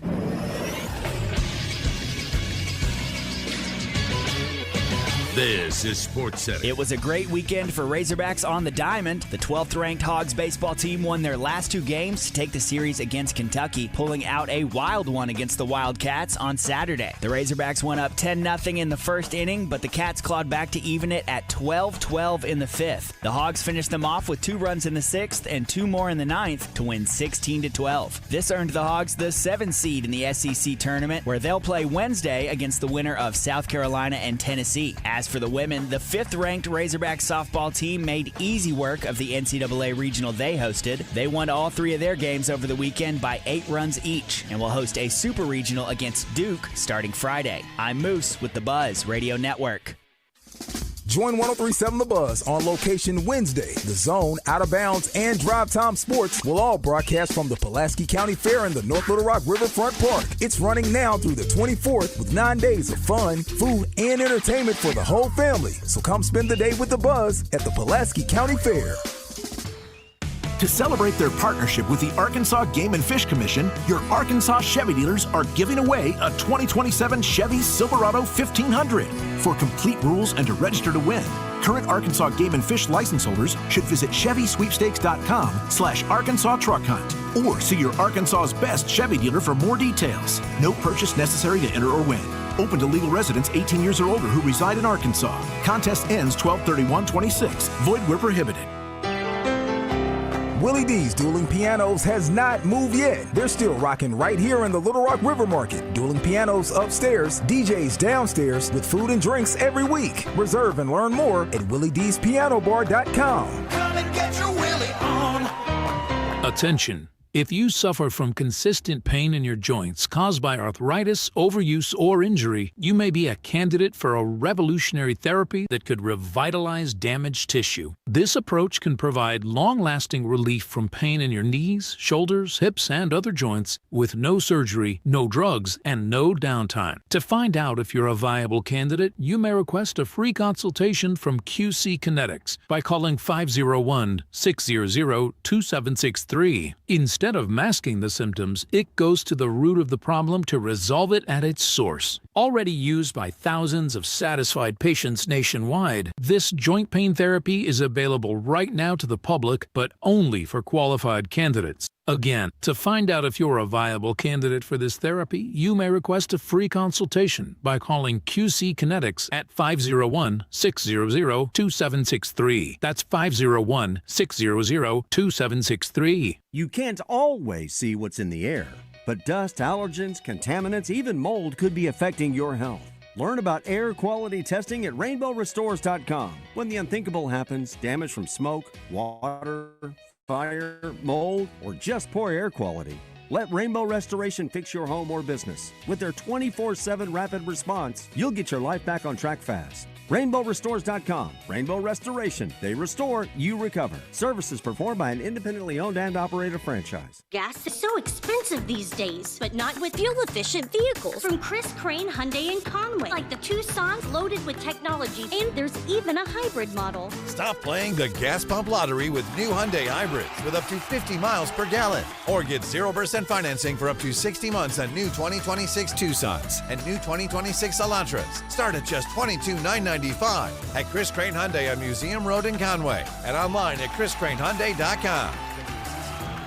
Johnston's Home Center presents Bubba Carpenter when he gets in the zone with Justin and DJ each week. Outdoor supplies, mowers, appliances, and much more can all be found at Johnston's Home Center. Johnston's Home Center in Benton, your one-stop shop. If they don't have it, you probably don't need it.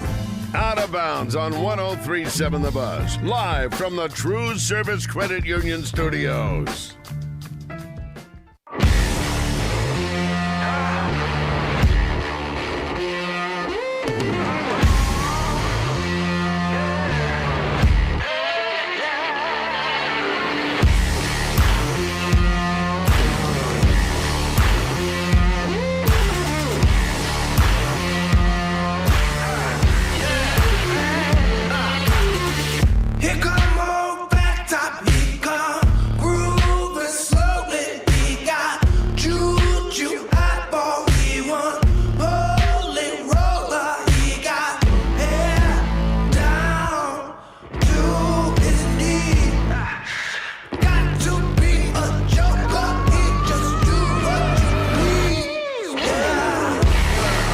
Welcome back. It is Out of Bounds. Wes Moore and Joe Franklin with you. Let's talk a little bit about the Razorbacks baseball team. They've already made it to Hoover, getting ready to play Wednesday, either against Tennessee or South Carolina. Phil Elson joins us now. First of all, Phil, welcome to the Buzz. How are you? Hey, Wes. Man, I'm all right. It's been a good day so far. We had a little connection issue for the start of the zone today for me, but after about 35 minutes, I think we figured it out. Hey, it wouldn't be the zone if there wasn't some kind of issue to start it off. And, you know, Justin usually doesn't start. Let me give you that little heads up. He usually doesn't start the show like everybody else at 6 after. He lets the music play for a good minute and a half, so really you don't need to be set until 8 after. Oh, I know. I was a listener before I started a different show. Went on with them a few times too. Yeah, there weren't any surprises today. I had fun. You know, I ended up trying to do the show in a hotel room and ended up finishing in a radio booth at the Hoover Met, where I'll be tomorrow. Yeah. Oh, yeah. Absolutely thought about that, Phil, because you've done the show with Justin a number of times on location. So it almost was like this was old hat for both of you guys, being in front of each other. Yes, it's been a while, Joe, really. I mean, I was the Monday co-host when he had a whole rotation of co-hosts. I don't even remember how long ago that was. It was like 12 years ago, maybe 15 years ago. And heck, I mean, you know what's kind of funny, ironic about this is I'm on with you guys right now, and years ago, I co-hosted, just filling in on this time slot with Matt Jones, who I just did a show with for almost 4 years and, you know, just left last week. So everything old is new again, you know? Oh, yeah. Well, we just got word from the SEC. Hunter Dietz is first team All-SEC. Ethan McIlvain is second team All-SEC. And Ryder Helfrich is on the all-defensive team as catcher. What do you think? Is there any omissions? Somebody deserving to be on that list? Oh, I'm sure it's just a little difficult to figure out how some guys match up statistically against some others. You know, Camden Kojal has had the kind of season where his numbers could have maybe given him a look at shortstop. Same with TJ Pompey at third base. But then, you know, they've also had ups and downs and haven't necessarily been quite as consistent. So, but Dietz certainly belongs there. I think Helfrich belongs there, too, on the second team. It's just interesting how he's going to be the all-defensive catcher in the SEC, but won't be, you know, either first or second team. And that's just a position that you put a real premium on defense. And it's not like he's had a bad year at the plate either. So, but I'm also not somebody that stands there and be like, oh, they got screwed over. This guy belongs there and everything. Because there's a lot of deserving players. Yeah, I'm on 16 SEC teams, and we know how good the SEC is, and there are a lot of good players. It's just that's what it boils down to. There are just a lot of good players in the SEC, and that's why you see so many teams ranked. I think it's crazy. Arkansas is now number 10 in the country in baseball America, number 12 in D1 baseball, and yet it looks like, unless something happens at the SEC tournament, they're going to be a 2 seed going to. How would you like to be the 1 seed? And here comes Arkansas. I know, and I think there's some truth to that, because they're going to come in with not because they're going to be viewed as some big bad SEC team, but it is a difficult lineup for pitching staffs to maneuver through 4 times and get 27 outs, easily. It's not an easy lineup to get through. They hit for power. Sometimes they grind out some good at bats. Sometimes they can get pitched to as well. But I think it's a good baseball team. The thing is that they're going to have to do something that we haven't really quite seen to get through a regional, just because a regional is different from a series. We focus on that they've won 2 out of 3 so much, and they haven't. That's a great thing. You have to win at least 3 games in a regional. And that's sort of what I'm thinking. You're not worried about the series anyway. They get to a super regional, fine. That's different. You win 2 games, it's over. But in a regional, you got to win at least 3.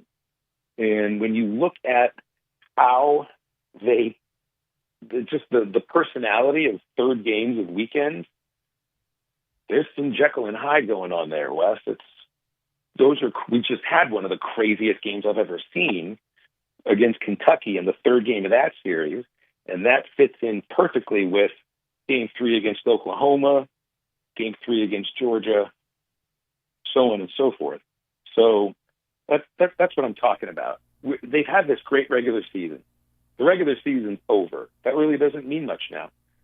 What happens in the near future? What happens here in Hoover, and then what happens next week? They're going to have to do something that's a little bit different next week than they've done yet so far. Phil, what do you like about how this team is playing these last 3 series to end the stretch for the regular season, where they're 6-3 in those 9 games? Well, it's those numbers you just said, Joe. It's weird because there's games that they win and they're ugly games. The 2 wins at Kentucky were pretty ugly wins. Just didn't really play great in the field, but they won the game. They pushed against a pretty desperate team too, and that was the same against Oklahoma, and it was the same the weekend before against Ole Miss. So what I think about this team, Joe, that stands out is that they are kind of scrappy. They'll fight you. That to me personalizes the way that Dave's teams usually play, but they're different than a lot of DVH teams in that fundamentally there's just some issues sometimes in the field, more in the field than anything else. They get scored upon. A lot of teams get scored upon. I think the best thing that happened this last week, Joe, is that James DeCramer emerged and looks like a guy who can really pitch on the weekend for you. It just took some time to get there. So that adds to it. That does, I think, make them a little dangerous because they've got a couple of arms in the pen that can go out and maybe help you win a game, a tight game. Phil, who do you think they run out there on the mound Wednesday? Yeah, that's a really good question, Wes. I'm not sure. I think they'd like to throw Colin Fisher, but I just don't know how you stick with him. You think of a pitcher that was the best to begin the season for this team, and that was Fisher. I don't remember how many innings it was, but it was about 18 straight scoreless innings to start the year. And he's not the same pitcher now.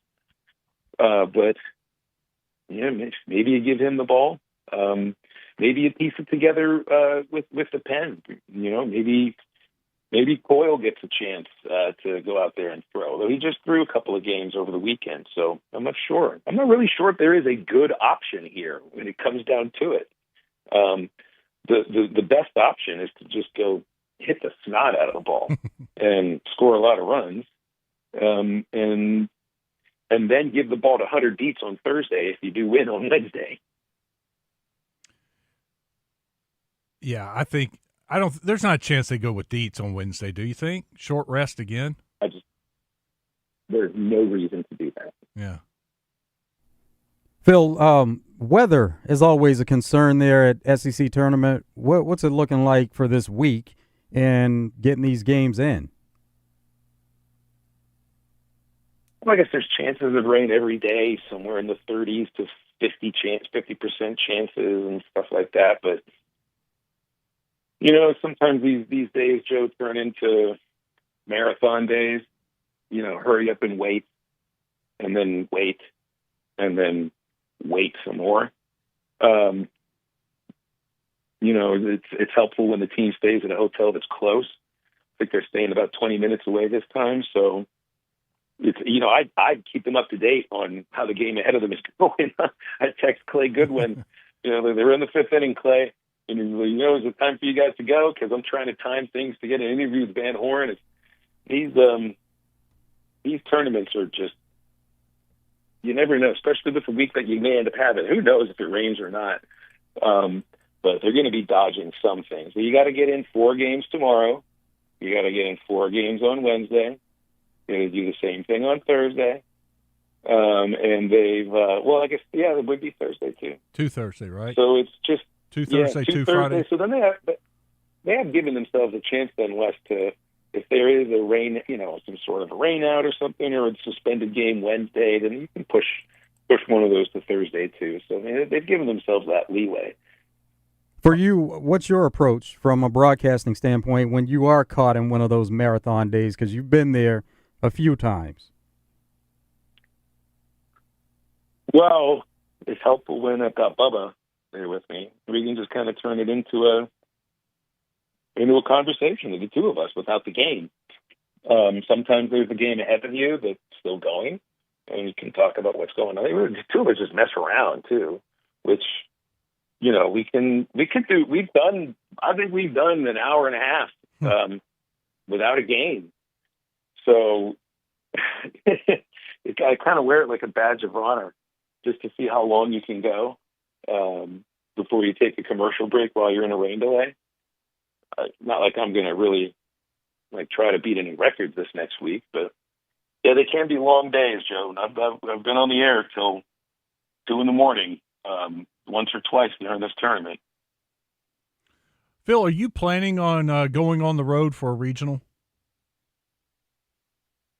You mean in my mind, it's in my mindset about it? Yes, I am. I'm not. I don't have my bags packed, but maybe I do, Wes, because I sort of live out of my bags these days. Yes, I am planning for them to go on the road.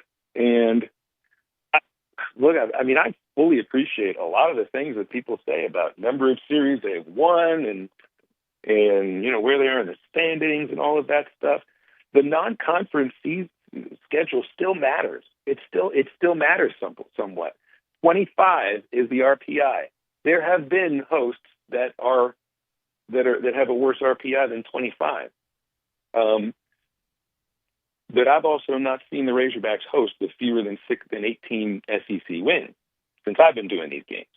And I also know that there's some losses in the non-conference, which, I don't think the committee is saying, oh, there's something wrong with this team because they lost twice to Stetson, but they still lost twice to Stetson at home.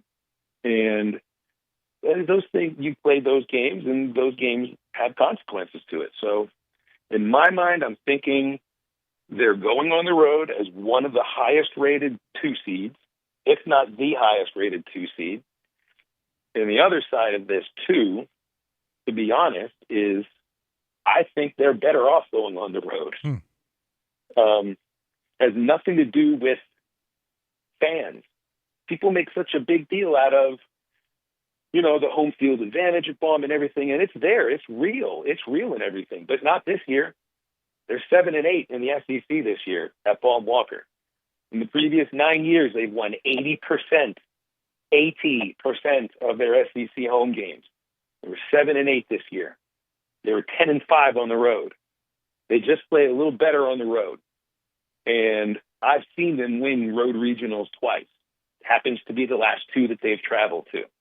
That's another thing about Dave Van Horn teams, is that when you have a tough mentality and you fight the way that those teams fight, and this team does fight, you're really tough to beat on the road. I think this team could do that.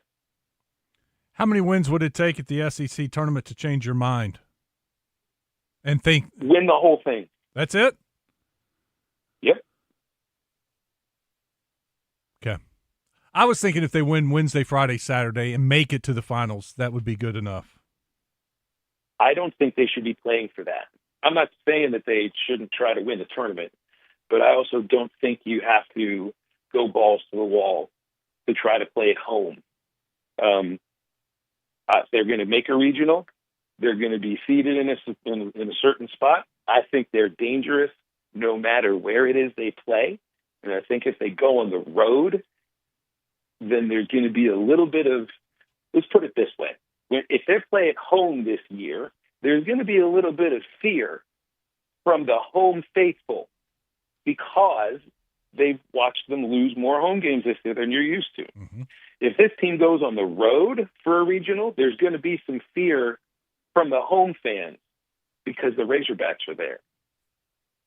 So I kind of think I'd like to transfer that fear, that lack of confidence maybe is what it is, the shakiness that you might feel. I'd like to transfer that to the team they're playing. Do you think there's any thoughts of moving to Kramer to the starting rotation? Potentially. The way he pitched on Saturday, Wes, and he has the mix to do it, yes, potentially. But he also may serve too valuable of a role as a reliever. Here's also what's happened at the same time where DeCramer is emerging, Cole Gibbler is faltering. So then if you're trading a righty for a lefty, okay, I mean, it's fine. You need the other pitcher. You need DeCramer. They really do need him. But they also need Cole Gibbler. So you got to get him back a little bit. Yeah, I mean, it's really just about getting outs. 27 outs in a game, 81 outs for a series in a weekend. However it is, you got to do it. Certain pitchers have to have certain repertoires, I think, to really be a starter. I think DeCramer has that, yeah. Is he built up to go as far as you might want? Not yet. Doesn't mean he can't do it. Yeah, it's just interesting the way watching him pitch the last 2 weekends. You can see that, the potential. And I know when he came here, they thought he had that, potential to be a starter, and hasn't worked out for one reason or another. But now that he's pitching and back on his game, and that is a sore spot, it would be nice to have somebody you could turn to in that game 3 in a regional or super regional. Yeah, and I just kind of wondered, too, if they would just – because, they really like McIlvain, and there's really reason to like McIlvain. That guy's a really good, heavy relief pitcher with heavy, like a heavy stuff. Although it was funny, the kids sitting below me in Kentucky while McIlvain was pitching, I don't know if you could hear it through the crowd mic, they were shouting, "Pitcher's got a big butt, pitcher's got a big butt." They really were shouting that. So, but McIlvain's stuff is heavy more than anything. The Kramer, they may use him on the first game of the series to win because they're just going to try to win the game that's in front of them. So I still think right now are they going to go with a TBA in the second game of a weekend, or will they stick with Gackle? I think it'll be Gackle, but I'm not sure if they'd be ready to announce a third pitcher yet, and they may use the Kramer in the first two. Is Bubba coming down? Yeah, I think he gets here tomorrow night. Cool. Well, we will be listening, and we will also be listening to The Zone. Congratulations once again. Glad to have you on board. Well, it's my I'm so excited about it, Wes, really. It's nice to be able to work in the city where I've lived for, basically most of my life now. Over half my life I've lived in Little Rock, and this will be the first radio job that I've had in a city, so I'm really excited about that. Phil, take care. Enjoy Hoover. We'll try to catch up with you later on. Okay. We'll see you soon. Bye. Phil Elson with us. Quick trigger, Phil Elson joining us. Thanks to our friends at Bet Saracen. They're providing our SEC tournament coverage. We'll have SEC tournament coverage for the rest of the week, hopefully. Arkansas takes care of business Wednesday and plays again on Friday. We'll be right back. We'll wrap up our second hour. It's Out of Bounds.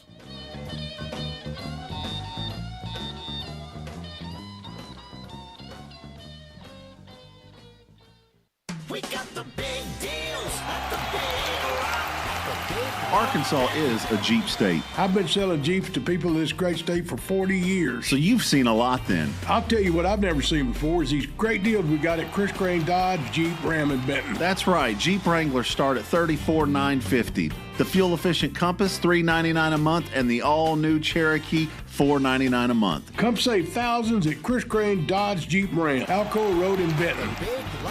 Cabot Outdoors has your Get Ready to Save Big during the Hustler Spring Sales event through May 31st. Save up to $350 off the Raptor Series and up to $550 off the Fast Track Series zero-turn mowers at participating Hustler dealers. Hustler's engineered and tested for long-lasting performance designed to keep you mowing season after season. Visit CabotOutdoors.com. Shop the Hustler Spring Sales event today. Offer valid 4/15/26 through 5/31/26 or while quantities last. Restrictions apply. See dealer for details. This is the Pigskin Preacher bringing you the word. Calvin Coolidge was the president who spoke fewer words than any other. These words of his are worth quoting. Nothing in this world can take the place of perseverance. Talent will not. Nothing is more common than unsuccessful men with talent. Genius will not. Unrewarded genius is almost a proverb. Education will not. The world is full of educated derelicts. Persistence and determination alone are omnipotent. The slogan, "Press On," has solved and always will solve the problems of the human race. Amen, Cal. As you press on to accomplish your goals, come on into Doublebee's to grab a snack, a drink, or some gasoline for the journey. Doublebee's is here to help you as you persevere to get the job done. Doublebee's. It's where you gas it, grab it, and go. That's Doublebee's. Take it from Arkansas greats Joe Klein and Pat Bradley. The big national sports apps are now in Arkansas, taking over Oaklawn and Bentley, which are no longer local, making Bet Saracen the only real local app. Still Arkansans' fan fave. Plus, Bet Saracen is still the official sports betting app of many of the state's colleges and universities. Bet Saracen, built by Arkansans for Arkansans. Bet with Arkansans. Bet with Bet Saracen. Gambling problem? Call 1-800-MY-RESET. Your summer starts now with Memorial Day deals at the Home Depot. It's time to fire up summer cookouts with the Next Grill 4-burner gas grill on special buy for only $199. And entertain all season with the Hampton Bay West Grove 7-piece outdoor dining set for only $499. This Memorial Day, get low prices guaranteed at the Home Depot. While supplies last, price and valid May 14th through May 27th. U.S. only, exclusions apply. See homedepot.com/price match for details. O'Reilly. Check engine, ABS, or maintenance light on? Take the guesswork out of your warning lights with O'Reilly Veriscan. The service is free and provides a report with solutions verified by ASE certified master technicians. And if you need help, we could recommend a shop for you. Ask for O'Reilly Veriscan today. O'Reilly Auto Parts. Out of Bounds on 103.7 The Buzz. Live from the TruService Credit Union Studios. Online at TruService.net. Take the party wherever we go.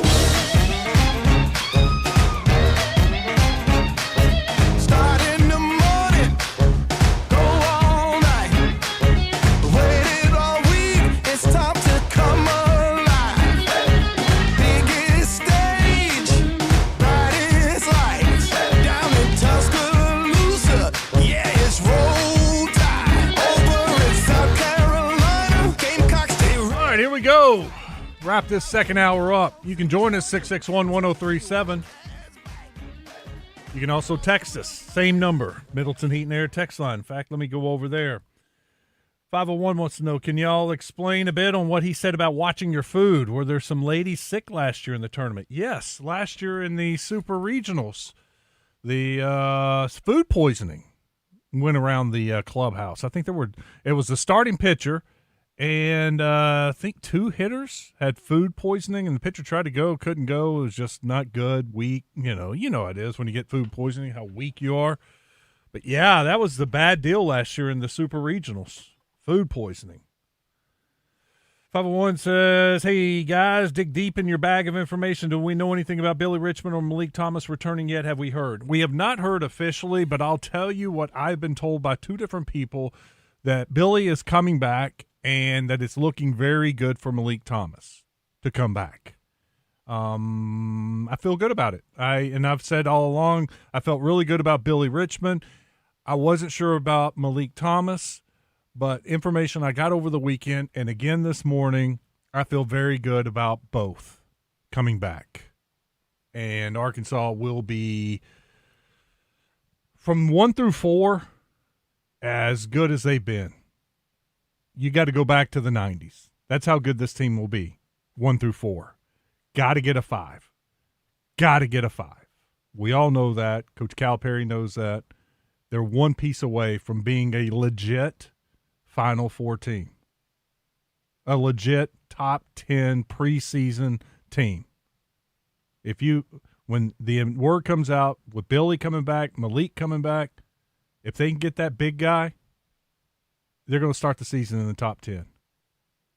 You've got every piece. Can you explain the top 4 on this NBA list other than a losing record? NBA players voted on their number 1 team they do not want to get traded to. That list is Memphis, Washington, Sacramento, and New Orleans. Joe, you're the NBA guy.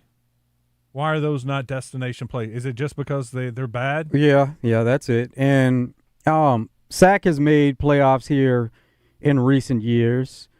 Memphis, we've seen that what they can be, but I think LeBron's words kind of stand out against Memphis and what he had to say about it not being a destination or an intriguing place to play.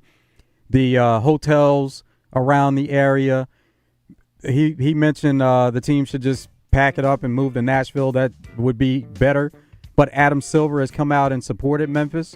And so it was Memphis, Sac. What were the other ones? Washington. And New Orleans. Yeah, Washington has been they've been the dumps for a long time. Now, next season does look more promising for them. And then Pelicans, if their superstar in Zion, if they can ever get that right, they can be something to deal with, but they haven't been able to get it right. SEC Awards. Player of the Year, Daniel Jackson, Georgia. Pitcher of the Year, Aiden King from Florida. Freshman of the Year, Anthony Pack from Texas.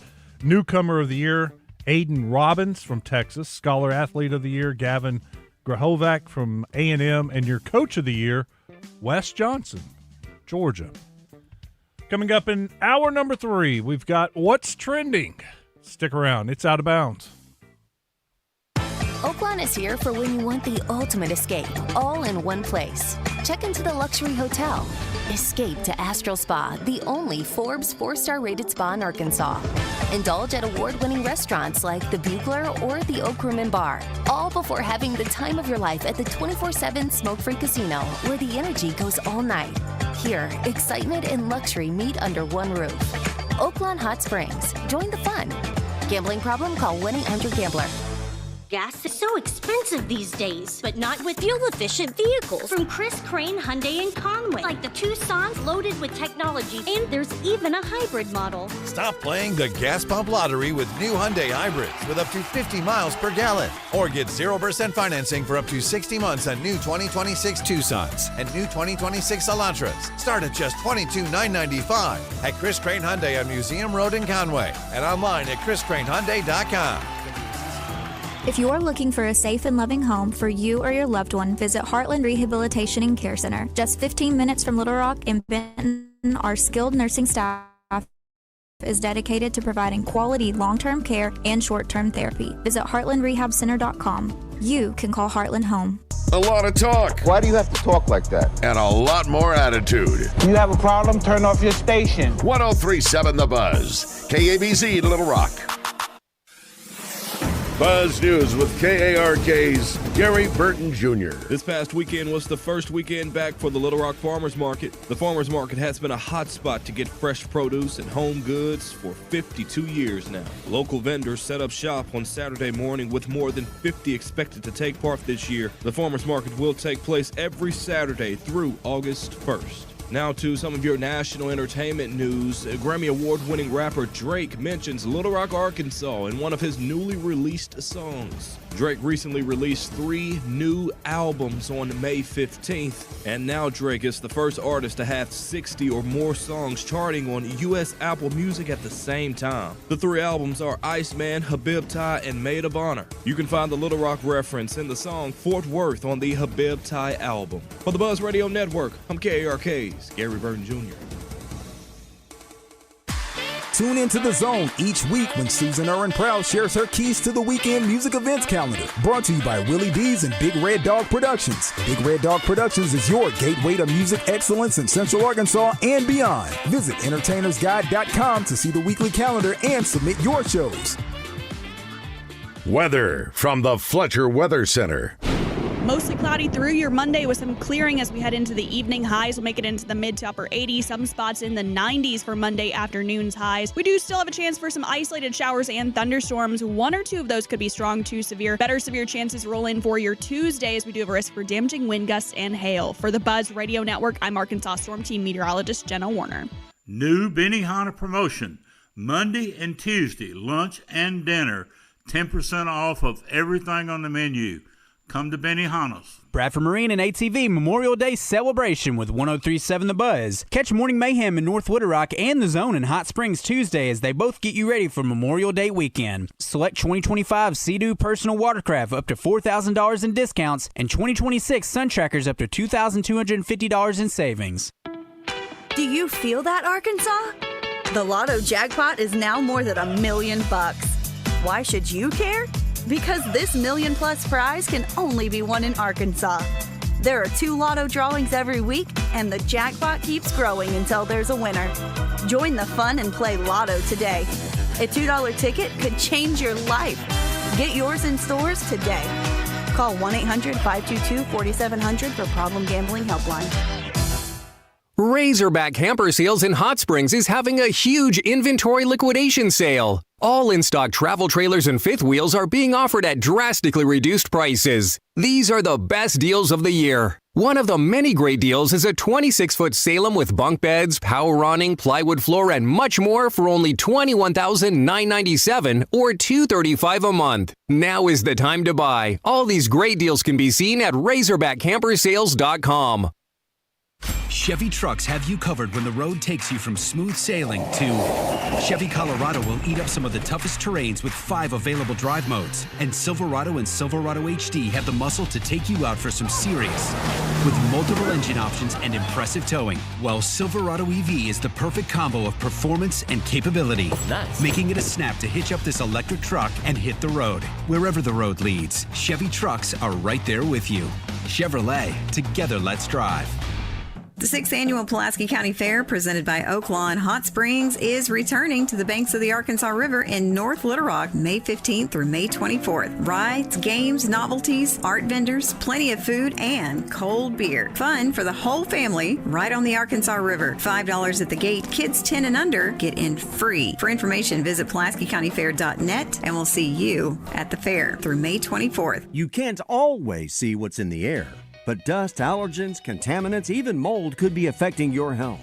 Learn about air quality testing at RainbowRestores.com. When the unthinkable happens, damage from smoke, water, fire, mold, or just poor air quality, let Rainbow Restoration fix your home or business. With their 24/7 rapid response, you'll get your life back on track fast. RainbowRestores.com. Rainbow Restoration. They restore, you recover. Services performed by an independently owned and operated franchise. Hey, this is Mitch at Red River Auto Group, and I'm working today. And today, as always, we're fighting where other dealers are advertising online prices that they actually don't give. You walk in the store, they're at $1,900, $2,900, or they're saying you don't qualify for this rebate or that rebate. And of course, we have to explain that to the customers. It had me thinking, they're probably explaining to their customers that we do the same thing. Well, we do not. Whatever you see online at RedRiverAutoGroup.com will be the price you get. Check us out, RedRiverAutoGroup.com. Your summer starts now with Memorial Day deals at the Home Depot. It's time to fire up summer cookouts with the Next Grill 4-burner gas grill on special buy for only $199. And entertain all season with the Hampton Bay West Grove 7-piece outdoor dining set for only $499. This Memorial Day, get low prices guaranteed at the Home Depot. While supplies last, price and valid May 14th through May 27th. U.S. only, exclusions apply. See homedepot.com/price match for details.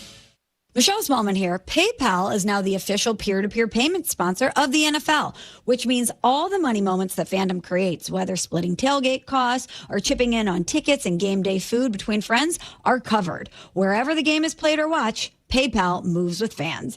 You can send money through text, email, or directly to your friends with eligible accounts on Venmo. Just download the Live PayPal from the app and share all the TruService moments Credit that Union matter. Studios. Account with PayPal This is required. is Not Out available of in all Bounds regions. with Wes Moore PayPal and Joe Franklin on 103.7 The Buzz. But now I'm counting this. Parmesan with my accountant lives. In fact, I'm down in this. You say with my boo babe tastes like Kool-Aid for the analyst. Girl, I can buy your Westie world with my base stuff. I know that it's good. Won't you sit it on my taste buds? I get way too petty once you let me do the extras. Pull up on your block and break it down. We playing Tetris. AM to the PM, PM to the AM phone. Eat up your per diem. You just gotta hate them phone. If I quit your BM, I still rock Mercedes phone. If I quit this season, I still be the greatest funk. My left stroke just went viral. What's trending in sports is brought to you by Arkansas's own West Rock Coffee. Join West Rock Coffee, the Razorbacks, and their 1.5 million farmers around the globe. It's fall, so now it's time for your team to stock up on coffee, tea, and water delivered directly to your business. Contact them at westrockcoffee.com or 833-886-JAVA today.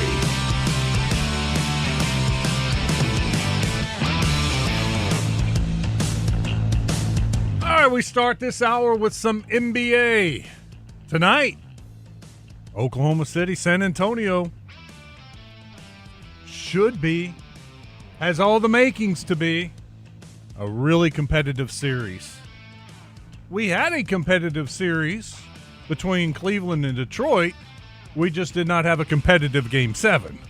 The series really turned because through the first 4 games, the home teams won every game. Yeah. These last 3 games, road team won every game. It was wild. It was right after we talked about how Cleveland couldn't win on the road and couldn't lose at home. And what happens? They win 2 of the next 3 on the road and win it in impressive fashion. Here are the highlights. 2 seconds, 1 second. Mitchell banks it in! A spider bite at the end of the quarter. Mitchell having a catch, 9 to shoot. Mitchell, the step back J, money! Wow, Spider has been scintillating. And this topsy-turvy series belongs to Cleveland. A blowout Game 7 win in Detroit to advance to the Eastern Conference Finals. Jumped out quickly, outscored them by 9 in the first quarter. They had a 17-point lead at the half and just kept adding to it. After the third quarter, they were up by 26. Just to make matters worse, they outscored them by 5 in the fourth quarter. They win by 31, 125-94. Yeah, that game got ugly at the end because, Cavs, they just kept at it. And Pistons, they got to within about half that. They got to within 15, and they just couldn't do anything more. Donovan Mitchell had 26. Jarrett Allen had 23. Mobley, 21. There was a stretch where Jarrett Allen, they were just targeting him every time. And whether they give it to him in the high post, whether they give it to him top of the key, it didn't matter. He was he would make a move, and there was no defense for him. They give it to him in the low post. There was no defense for him. But there was no defense. That was one of the things the announcers, I don't know who it was, he was pretty hard on Detroit about their lack of intensity, effort, not much defense being played, and just easy baskets for Cleveland. They shot 51% from the field. Yeah, pretty normal, 32% from the three-point line. Nothing incredible, but 125 points. Now they'll go play New York. That's a quick turnaround for them. Sunday to Tuesday. Well, that's what happens when you play a Game 7. When you play a 7-game series and they're trying to get these conference finals going, because finals are already set and on a schedule, that's what happens. But, it's the argument of rest versus rust. They should be ready to go because they've been playing this entire time. Yeah, I would like to look at maybe a first quarter bet for that game. Take Cleveland because of the rust. Not saying that New York's not going to win. I just think they would get off to a slow start, and Cleveland may have a better first quarter. Yeah, they could definitely be something to look into. What about tonight with that? San Antonio, Oklahoma City? Do you think OKC may have a little rust? I think both these teams are ready to go. Bet Saracen has San Antonio a 6.5-point underdog. OKC favored at home. Money line, it's OKC minus 250, San Antonio plus 200. Your total for tonight is 221.5. For example, last night was 205.5. That hit easily over. By the way, Brian Edwards, his pick Friday for us on the over-under, easily hit Friday night. I think that game hit with about 9-10 minutes left in the fourth quarter. Nothing better than that when you have a wager out there and it hits early. Early, no sweat. Now what you can do is you could possibly get into some other wagers that are live at the time or something else that just catches your eye down the line. Let's hear from Kenny Atkinson. He was better than Donovan Mitchell. Is that possible? I don't know if I can. That's like bad English. He started with him. His defense, rebounding, and then when he gets in the paint and starts making other people better, the dish-offs to our big guys, that was the key, I felt like, to the game. So he had complete control of the game. Listen, man, I couldn't be happier for him, to make that next step. He's going home, to New York, he kept his thing together this year when things weren't going great. He was the beacon, the light, his leadership. He carried us on the court, right? Sam Merrill out 30 games, Evan out, J.A. out. He was a guy that carried us. And then when things weren't going great, he was the person everyone looked to. And his positivity. And I would have said this if we lost. I had a plan. If we lost, I was going to say the same thing. We could have splintered. If your leader splintered, if he goes in another direction, which he very well could have, things weren't going great. But he stayed positive. He supported the young guys. He never got down on the group. What seed was Cleveland last year? I think they were 4. Were they a 4? Yeah, they were, or they may have been a. It's hard. They got off to a hot start, right? Yeah, it's hard to remember. They could have been a 2 or 1. They were in that top 4 for sure. I was thinking they were the 1 seed for some reason. They may have been. And once again, NBA, it's all about taking steps.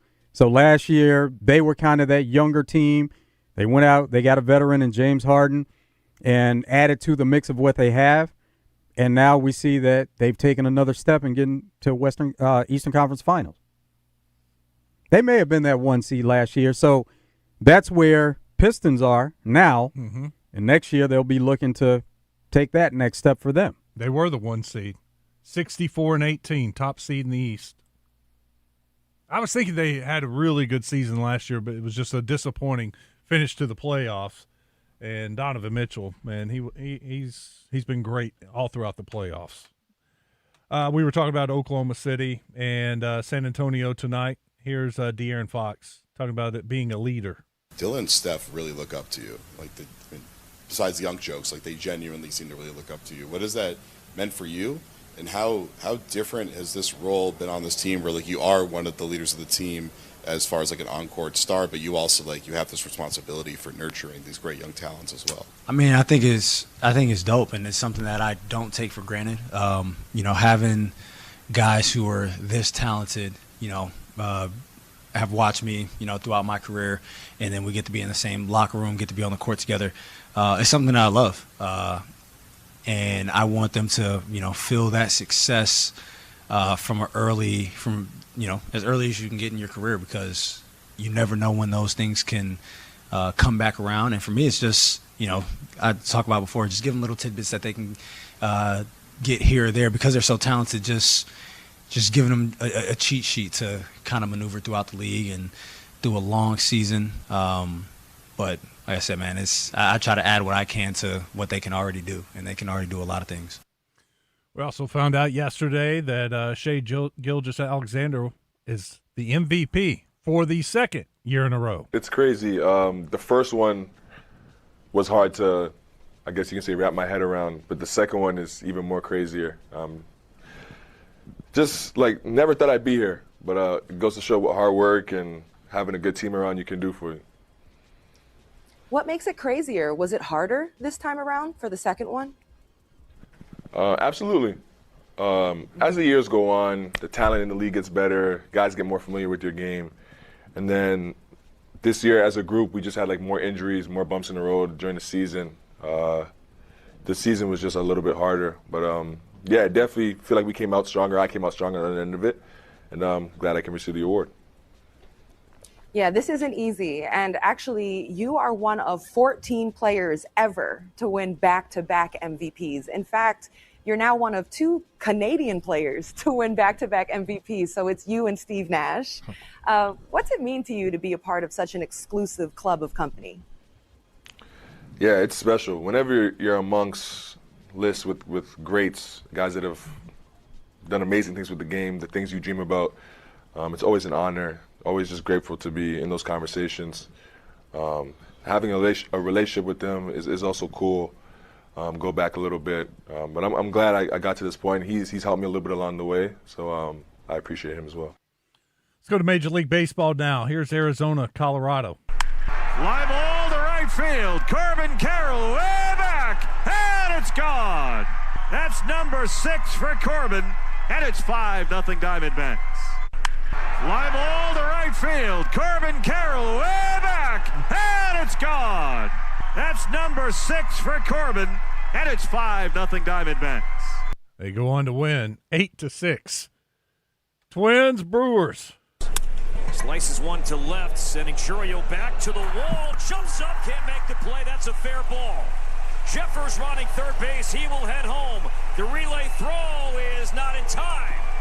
It gets away, kicks up in the air, and that will land out of play. And with that, Cody Clemens will be given third. If not home, he will. Now, speaking of Little League Baseball, we just saw Little League inside the park home run, and the Twins have a 3-1 lead. As Jeffers slams one high and deep to left field, back it goes, and that is gone. On a breaking ball, Ryan Jeffers with his 7th home run, and the Twins answer back and lead 4-3. They go on to win 5-4. Mets, Yankees. Taylor gets a first pitch breaking ball, hits it deep down the line toward the pole, and it's out of here! Out of here! Tyrone Taylor ties the game with a 3-run homer. Bench chops one. In comes Schumann. He runs into his own man, and the Mets win the ball game.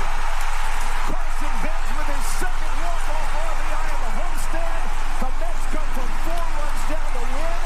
They win a game they trailed after 8 for the first time in 2 years. A monumental victory for the Mets as they take 2 out of 3 from the Yankees and finish a 5-1 homestand. That's pretty incredible. They haven't won a game. They trailed in the 8th inning in 2 years. That's a long streak. That is. and out of the ordinary. White Sox Cubs. This one goes extra innings too. Peters drives this one to right field. Back it goes. Get out!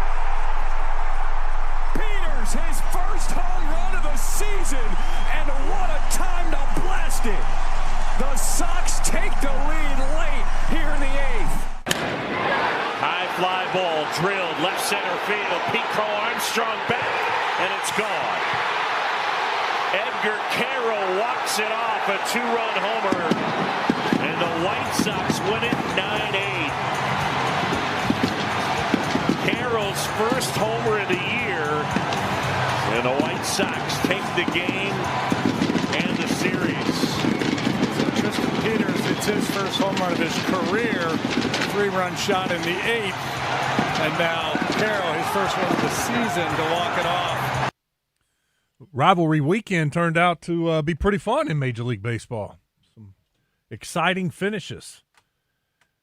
We talked a little earlier today about the PGA Championship and Aaron Rai winning, having just a great back nine. Well, it all started on number 9 with the Eagle, but 6 under par his last 10 holes, from 3 under to 9 under, and wins his first major. I think a lot of that has come from upbringing. My mom, my dad, my siblings. Golf was always a very big part of my life from a very young age.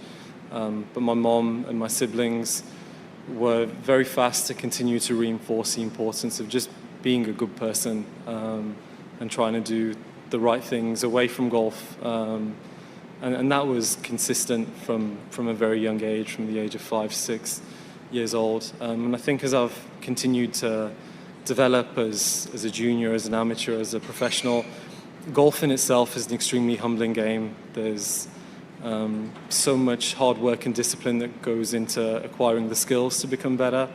But you also realize that nothing is ever given in this game at any point, whether it's a tournament, whether it's a practice round, whether it's even away from a tournament week, that all of these things have to be done diligently and require focus.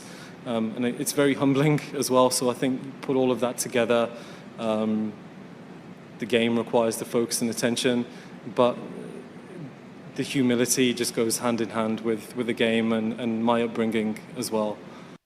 That dude, I can't say all weekend that I watched, but he was so calm. Even when he made that long putt on 17, that pretty much just clinched it, right? You knew he was going to be the champ. Not a whole lot of emotion from Rai. Maybe just a little kind of fist pump, just acknowledging it. And here's a good story. He was playing with Ludwig Ohlberg, and on 18, Ohlberg rolled in a nice putt for birdie.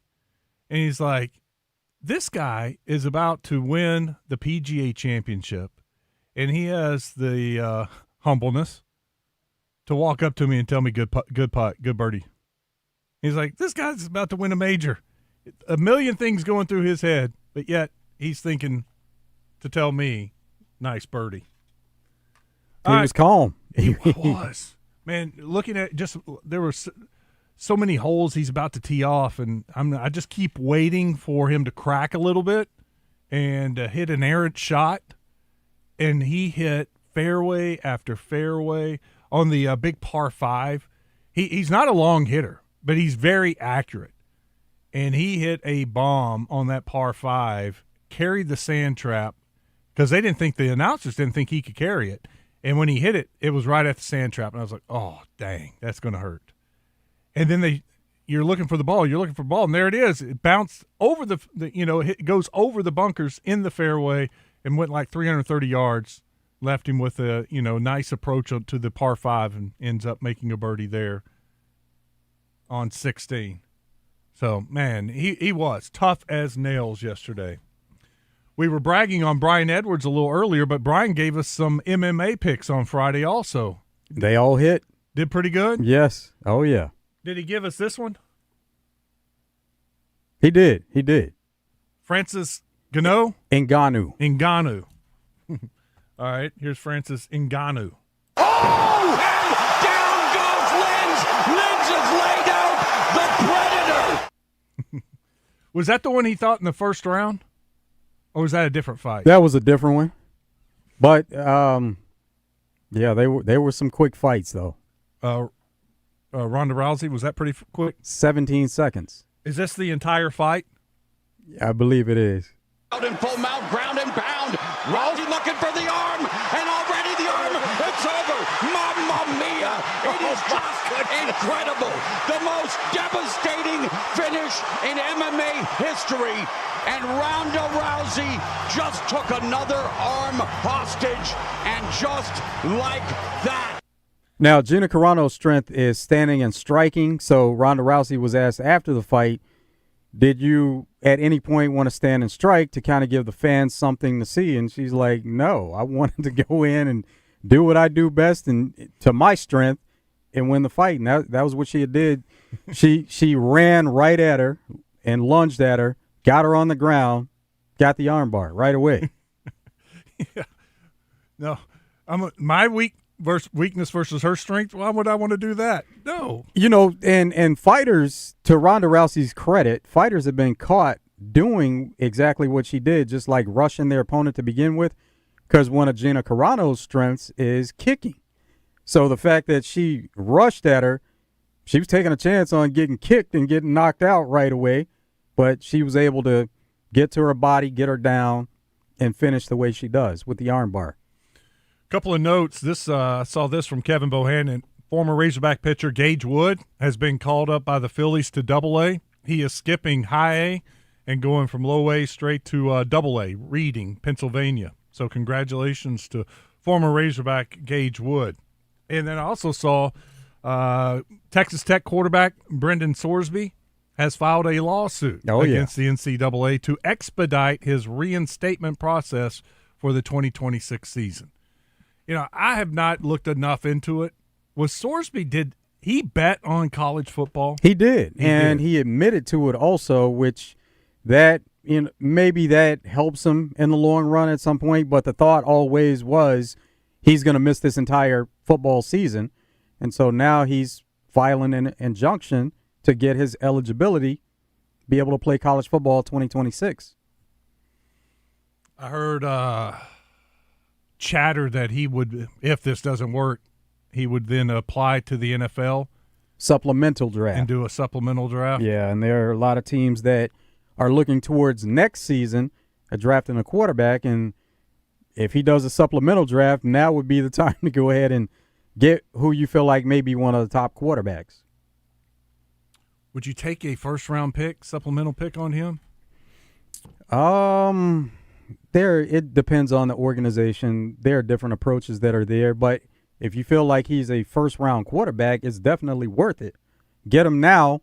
Don't try to wait until a couple of rounds pass and you're taking a chance that way, and then you miss out on him.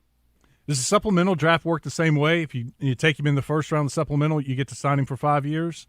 Or if you take him in the third year, or round 3, let's say, is it a guaranteed 4-year contract? Now, that I'm not sure about, because you don't hear about many players getting drafted supplemental draft in these days. Yeah.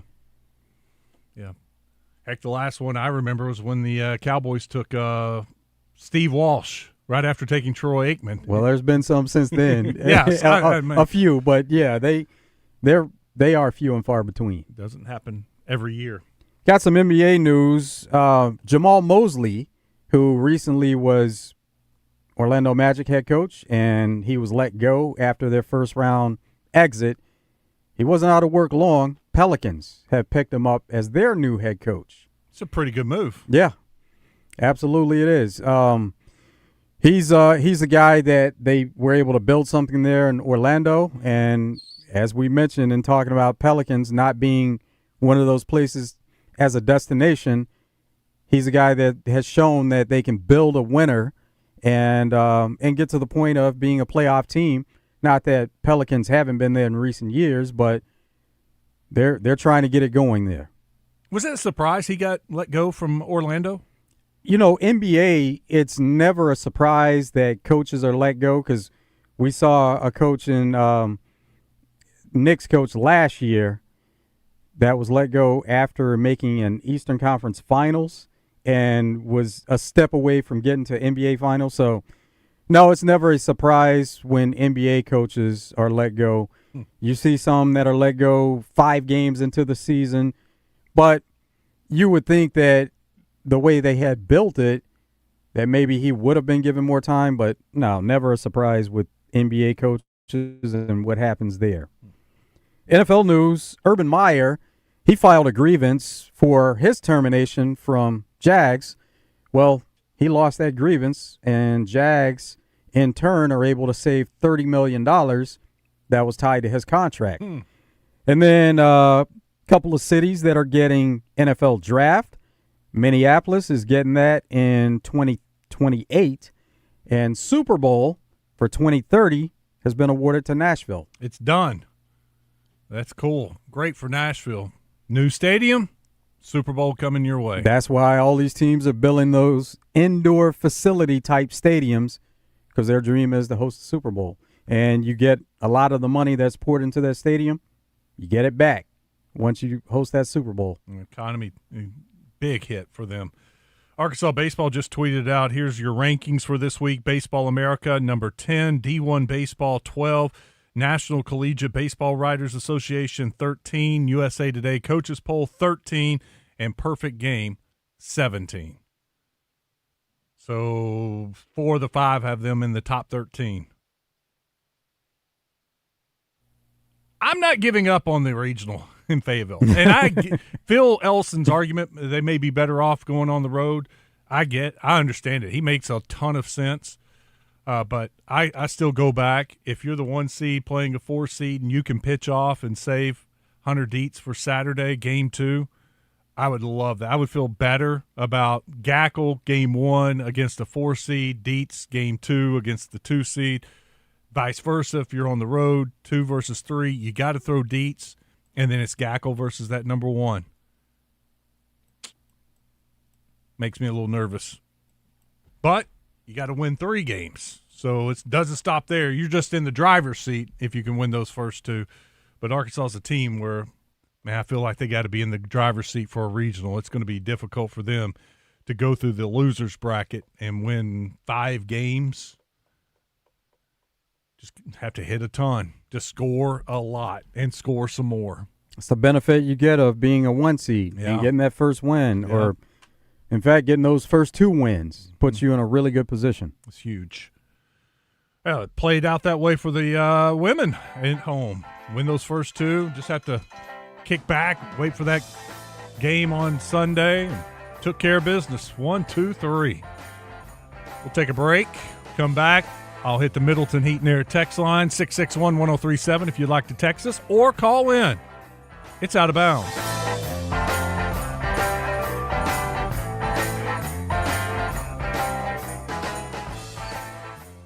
Chris Kane joins Morning Mayhem each Monday to mix it up with the guys. Chris Kane on Morning Mayhem is presented by Trader Bill's. Trader Bill's, your one-stop shop for all things lake.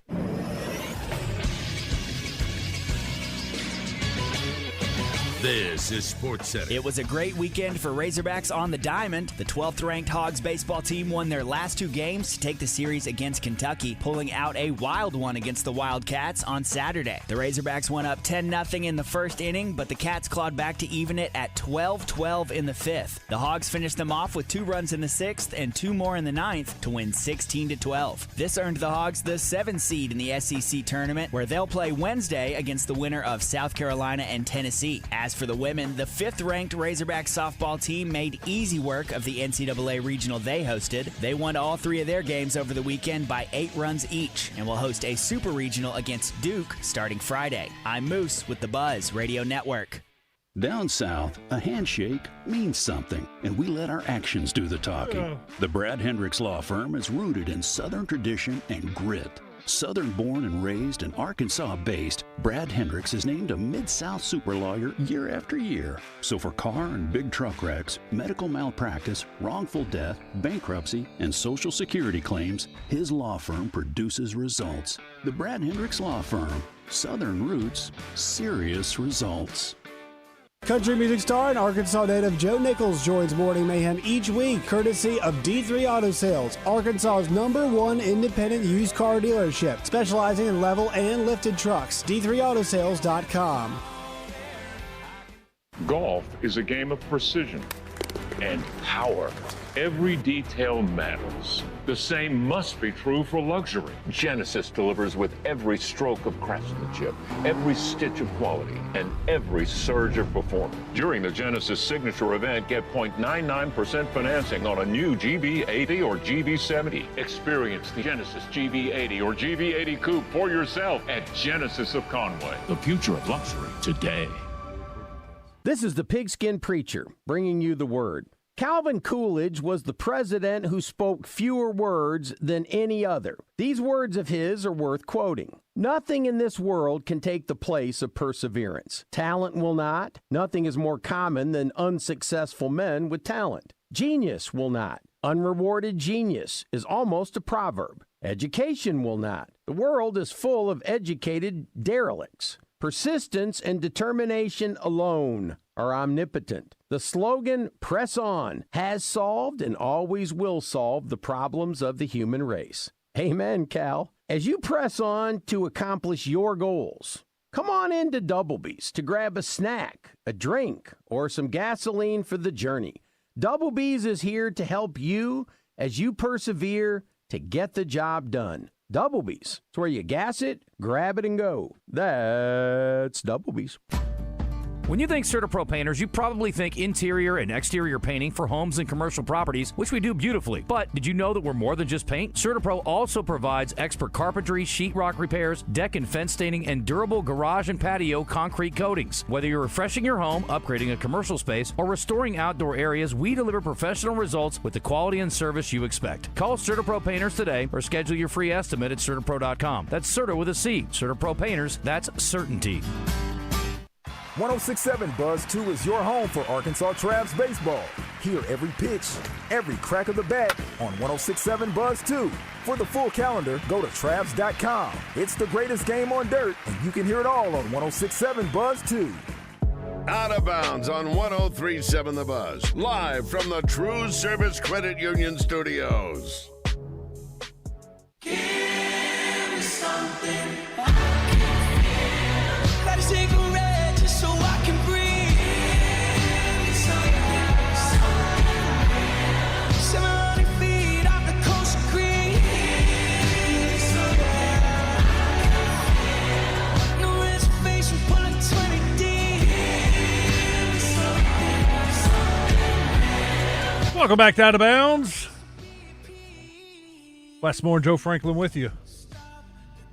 Let me go to the Middleton Heat and Air text line. Oh, we got a lot to get to. Okay, let's get rolling. Start with Big Keith in the house. Hey, guys, I want to ask Phil, how much is he making now with NIL? Laughing out loud. The guy who ran into our second base guy tried to run right into him for the obstruction rule. What are your thoughts? I don't think it was intentional. When I looked at the replay, because that was a weird play, I think the runner for Kentucky was looking into the outfield, looking back to his right to see where the ball was, if there was going to be a throw into second base, and never saw Cam. I think it was just look, Camden shouldn't have been there. He shouldn't have been in the baseline. It was just, like I said, a odd play. It was a high chopper. Camden was playing over. Souza was in the wrong spot. It was hitting in no man's land. Camden tried to cut across. Should have knocked the ball down, but it glances off the edge of his glove for a run to score, goes out in the outfield. That runner turns into from first to second, and Camden just kind of stood there. And that runner, I don't think ever saw Camden. I do not think he was doing it on purpose to get the interference call. It was an odd play, and I felt bad for the guy. I mean, if he was doing it on purpose, he should have put his head down. He's wearing a helmet, right? But instead he runs into Camden with his cheek. His cheek hits Camden the back of the head. So if you're trying to get interference and run into him, don't you protect yourself a little bit? Especially protect your face. Yeah, that's a bad collision. Oh, it was terrible. I mean, the game was delayed for probably 10, 15 minutes. dude he wasn't knocked out, but he looked out of it. Concussed. Yeah. And now I know I never even heard. They did some MRI and X-rays, but it was rough. Big Keith says, what's going to happen with softball if it's going to rain and lightning all weekend? Well, you're just going to have delays and delays and delays. Aker was telling me about that. I have not even looked at this weekend's weather forecast, and oh yeah, we got chances of rain in Little Rock every day. Every day. Fayetteville Friday. Let's see. Look at morning. Yeah, chance of rain Friday morning at 11, 25%. Now the afternoon looks good in Fayetteville. And look, today's Monday. We're talking about 5 days away. This is going to change, but 3 o'clock on looks good in Fayetteville. Saturday, it's just small chances of rain. Sunday's very little chance of rain, right around noon for an hour or two. So there looks like there's going to be windows in there, Big Keith. Well, they'll just have delays and get back out there and play. 501 says, Wes, I am sick to my stomach over the Preakness. I watched your YouTube video with Mark the Magician and the Real Bird. I combined all their picks for a superfecta box of $84. But because of the price, I passed on it. It hit for $2,700. Wow. He said, although I did hit the try box in the 12th and hit separate bets on the horses in the Preakness, but dang it, that miss on 2,700 stings. We all have our stories like that, and sometimes it takes money to make money. Scared better never – what's the saying? Scared better never wins. Never wins, yeah. I've done that with a trifecta before where I've been like, you know what, I'm not going to throw that horse in there. It's going to save on this bet, and it's not going to be as expensive. I'm not a big, heavy bettor, and I feel you for $84. That'd be hard for me to pull the trigger on a single bet. Yeah. But I've done it for a trifecta. Instead of throwing in that extra horse or two and saving $12. You'll take a chance on it. It hits. Or it would have hit if I would have spent the $12 extra and would have hit for a lot more. That does suck. Yeah. I'm sorry. Yeah, I didn't realize if you combined their picks, the superfecta would have hit. I never thought that. Huh. There's always a lot of second guessing and wagering. Always. Yeah. Wes asked Phil if we're a 2-seed in an away regional and a win, what are the chances we can host a super regional? Well, it all depends on who wins that other regional that you're matched up against. Like if it's a 2-seed or a 3-seed, then yes, Arkansas, well, if it's a 3-seed or 4-seed and Arkansas is the 2-seed in their regional, they would host the super regional. If it's the 2-seed Arkansas and the 2-seed from the other regional wins, I think that's where the new seeding process where they're going to seed 1 through 36. And so you saw in these pods in softball, we were confused with how you got a 1, 2, 3, 4. Arkansas is the number 5 overall seed, but they were a 2 seed when they were announced. Well, they were a 2 seed in their pod group of 8 because the 4 seed overall is ahead of Arkansas in that pod. So I would say they would probably go to the seeding, and if that other 2 seed, which would be a higher seed than Arkansas, because right now Arkansas is going to be one of the top 2 seeds. So if the other 2 seed wins, then yes, I would say the super regional would be in Fayetteville. 501 says, Wes, I think Calipari is keeping his big man Hunt close to the vest. I know he is. I don't think he is. And he has one. I hope he has one. And it could be Hand-Lockton. Maybe, they've kind of agreed to terms with Hand-Lockton, and now they're just waiting for his appeal to the NCAA for an extra year of eligibility to come through. Or it could be a big man from Europe. Why they haven't already announced it, I don't know, but maybe he is keeping it close to his vest and has one. Do you think Ewan and Richmond are coming back? I do not think Ewan's coming back. I don't think he is. I do think Billy Richmond is coming back. Wes, I am new to the world of horse racing / betting. Could you help me out with a little bit of terminology? What do you mean when you say exacta, trifecta, etc.? Thank you for the help, and I'm loving the show. Great job to you and Joe. Thank you. So exacta, you pick the exact first 2 horses. You pick the winner, and you pick the horse that comes in second. And you can do – that's in a separate bet. It's an exacta bet. You pick the first and second place horses. You can do an exacta bet, exacta box, or a lot of times I'll like to take 3 horses, and I'll box them up, and it's a $6 bet. Or you can pay – say you feel really confident that this horse is going to win, and you can do an exacta straight bet and have this horse finishing first, and then you can pick like 2 or 3 horses to finish second. And that's depending on the number of horses that you have picked second. It could be a $2, $3 bet. Trifecta, it's who finishes first, second, and third. And I like to do a 4-horse trifecta box. I'll take the 4 horses I like, box them up. It's a $12 bet. They got to finish 1, 2, 3 in any order in a trifecta box. Now, you can bet it straight. Sometimes when I'm really confident this horse is going to win, I'll have him finish first, a couple of them to finish second, and a couple more to finish third. But that's what an exacta and a trifecta is. John and Conway, if you did a golf contest for the PGA Championship, would Aaron Rye be in the field? No, John. Aaron Rye was drawn. Aaron Rye was drawn for Eric, and Eric is our winner and has already called in today. But no, Aaron Rye is a name that I was familiar with, even though I didn't know how to say it correctly. But I'd seen him enough on the leaderboard and in some tournaments to know that he was had a legitimate shot of winning. So he was one of the, I think we cut up, what do we say, 66 golfers? Yeah. In the field. So he was, in my mind. It was a bigger field this time around, too, though. 156 players, I believe it was. Aaron Rye will be in the competitions from now on. You can guarantee it. Fairly certain he was betting on his own team's. Oh, talking about Sorsby. On his own team's games while he was at Indiana. He wasn't playing, but still not a good look.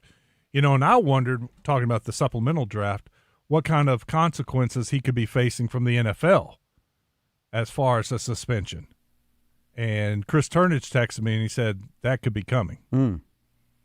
Even though it happened in college, the NFL could take some action. Get in now and get that clock started. Draft him.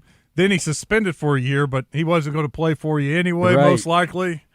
And get that suspension. And most importantly, get your life straight and fix the problems that you have.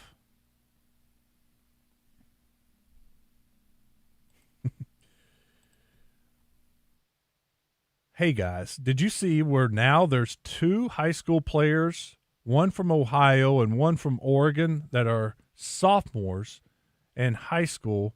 One's going to be a senior, actually, and one's going to be a junior. They are already commanding $12 to $15 million a year in NIL. Wow. They already have agents, and their parents are very active in the process. Of course they are. NIL keeps going up. That's it. Both are expected to be the number 1 at their positions, quarterback and running back. Woo! And for a running back, you're thinking, there's no guarantees there. You might as well get that now. Quarterbacks, there's no guarantees with any of these players, but quarterbacks, they're the faces of these schools, faces of franchises when they get drafted.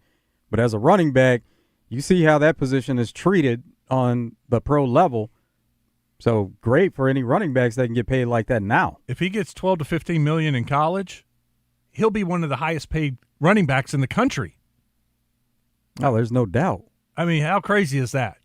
That an 18-year-old kid that's playing running back is being paid more than 90% of the NFL running backs. And one of the highest paid players, no matter position in the country. Yeah. That's just hard for me to pay a 18-year-old kid that kind of money, because they're a quarterback bust all the time. They're a running back, but they're busts. Just because he's the number 1 player doesn't mean he's going. That's wild. I got to take a break. It's hard for me to wrap my brain around that. We'll come back and wrap this thing up. Final segment of the day. 661-1037 if you'd like to jump in. This is Out of Bounds.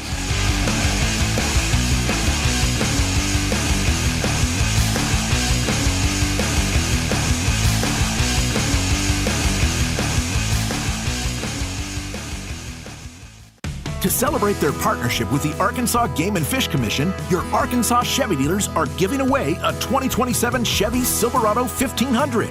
For complete rules and to register to win, current Arkansas Game and Fish license holders should visit ChevySweepstakes.com/Arkansas Truck Hunt or see your Arkansas's best Chevy dealer for more details. No purchase necessary to enter or win. Open to legal residents 18 years or older who reside in Arkansas. Contest ends 12/31/26. Void where prohibited. The Memorial Day celebration is happening now at all Bradford Marine and ATV Yamaha statewide locations. Come see your new Yamaha boat like the Yamaha AR220, offering the perfect blend of value, versatility, and convenience, and available at only 6.49% for 180 months. Buy today and have fun today. Now through May 31st, it's the Memorial Day sale at all Bradford Marine and ATV Yamaha statewide locations. Bradford Marine and ATV, selling fun since 1971. You can't always see what's in the air, but dust, allergens, contaminants, even mold could be affecting your health. Learn about air quality testing at rainbowrestores.com. When the unthinkable happens, damage from smoke, water, fire, mold, or just poor air quality, let Rainbow Restoration fix your home or business. With their 24/7 rapid response, you'll get your life back on track fast. RainbowRestores.com. Rainbow Restoration. They restore, you recover. Services performed by an independently owned and operated franchise. Hey, this is Mitch at Red River Auto Group, and I'm working today. And today, as always, we're fighting where other dealers are advertising online prices that they actually don't give. You walk in the store, they're at $1,900, $2,900, or they're saying you don't qualify for this rebate or that rebate. And of course, we have to explain that to the customers. It had me thinking, they're probably explaining to their customers that we do the same thing, but we do not. Whatever you see online at RedRiverAutoGroup.com will be the price you get. Check us out, RedRiverAutoGroup.com. Shipments of spring and summer fashions are arriving at Bill & Sword. That means swimwear from Saks, Peter Millar golf wear and shirts, Johnny O's store within a store. Be sure to check out the Faraday line and Martin Dingman shoes and leather goods. So hurry in for a great value on quality men's clothing at Bill & Sword for your spring and summer items, and you'll look fantastic. Bill & Sword, 1011 Oak Street in downtown Conway on Facebook and Instagram. Arkansas Municipal Equipment in Poen, founded over a decade ago by Daniel and Vanessa Ellison. They lease and sell trucks, trash carts, roll-off dumpsters, and street sweepers. Proud to be Arkansas's only authorized dealer for New Way refuse trucks and Timco street sweepers, your authorized dealer for Galfab roll-off and hook lift trucks. You can get parts and service for all makes and models with technicians traveling the state to take care of you. AME, it's the service after the sale. FanDuel, in partnership with Oaklawn Racing Casino Resort, is now available right here in Arkansas. FanDuel is giving you better payouts on same-game parlays all NBA playoffs long. With more ways to build and more value every time you play, you can stack your picks your way for every game, every matchup, and every moment. FanDuel in Arkansas has you covered, from spreads to player points to threes and more. Build it all into one same-game parlay and go for bigger payouts. So if you're betting same-game parlays this NBA season, bet them on FanDuel. FanDuel, in partnership with Oaklawn Racing Casino Resort, more options, better payouts, all NBA playoffs long. Head to FanDuel.com/Arkansas to get started. FanDuel, an official partner of the NBA and Oaklawn Racing Casino Resort. Play your game. 21 up and present in Arkansas. Gambling problem? Call 1-800-GAMBLER. Out of Bounds on 103.7 The Buzz. Live from the TruService Credit Union studios. TruService Credit Union, your headquarters for auto loans. With TruService, no payments for 60 days and rates starting as low as 3.99 APR on new, used, or refinance your current auto loan. TruService.net for pre-approval. Your auto loan experts.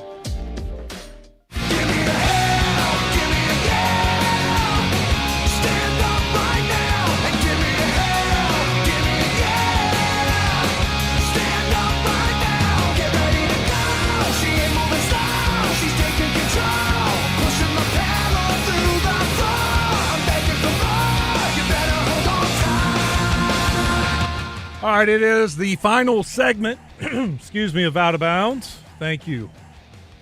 One more from the Middleton Heat and Air text line. Wes, here's another major CAWS problem in the thoroughbred horse racing industry, and yet most remain mum and silent on the issue. I saw this tweet from Dave Portnoy from he says, as a reminder, the people who own this track own one of the largest CAWs. No other industry in the world would this type of insider trading be allowed. And all the gamblers are asking us, shut them down 5 minutes before post so we can lose our money fair and square. We talked about the CAWs probably about a week, 2 weeks ago, and it is an issue facing horse racing. And if you're ever watching a race and you see a horse that's like 5-1, and then all of a sudden they break out of the gate, and you look at the odds, updated odds, and he's the favorite all of a sudden at like from 5-1 to 8-5. And you're like, what the hell? The odds just go down so quickly on that one horse. Well, it's these groups, these CAW groups. They're pulling all their money together, and they're using technology to place multiple huge bets at the last second on a horse. And it's screwing the horse player. And it is. It's an issue, and the industry's going to have to do something about it. And it's just growing and growing and growing. But they're using some AI and computer technology to drastically affect the odds. Now, I have seen it, and here's the good thing that people don't talk about with the CAWs. They don't always hit because it is gambling, and they are animals. And sometimes you think this horse is going to win, and he just doesn't have it that day. And they can bet on the wrong horse, and it increases the odds on other horses. But they're right a lot. Randy Rainwater's with us. I've learned a lot. I mean, I'd never heard that before. I had to look into it. Never heard that before. I kept seeing these stories about CAWs, and so I had to, as a horse racing fan, had to read up on it and see. And then once I started reading, I was like, yeah, I see that all the time. I just figured it was just like one super rich dude putting in a huge bet on this horse, maybe the owner, and that was what was dropping the odds so dramatically. But I didn't even know about these CAWs. You had a disagreement with me on the collision at second. I did. I you think it was intentional? Yeah, I thought he's very much intentional. See, and Phil and I've heard some discussion, and others think that too. But I'm just putting myself in the runner's position, and if I'm about to hit somebody on purpose, I'm putting my shoulder down, and I am protecting myself. I am not running into him face first. I don't think he anticipated, though, that Cam is as solid as he is. It's like hitting a brick wall with him. Oof, he is solid. So, I mean, and maybe he was taller than Cam. He a little bit. He was a little taller. Didn't expect that maybe where the contact would occur or how the contact. I mean, you don't know how the other person's going to act or react when you run into him. Is he okay? I haven't heard anything. I haven't heard a word. What's coming up? Busy day. Trey Biddy, 4:30 to 5:30 today. Nolan Souza, Patrick Bradley. Busy Monday. Yeah. No show Wednesday, weather permitting. Weather permitting, no show on Wednesday. 4:30, right? First pitch? Yes. Yes. Pregame starts at 4. 4. Yeah. Yep. We'll lead right into it, hopefully. And then if they win Friday, 1:30 could affect my show and your show. I thought it was 3 o'clock. Was it? Maybe it is. Yeah, that's right. 3 o'clock. Yeah, 3 o'clock. 2:30 pregame show. So we'd have about a half of zone, and you'd probably have about a half a zone, half of out of bounds. You may not have much of it all. Wow. I'm not expecting a show on Friday either. All right, that's it. Stick around, though. Drive Time Sports is next.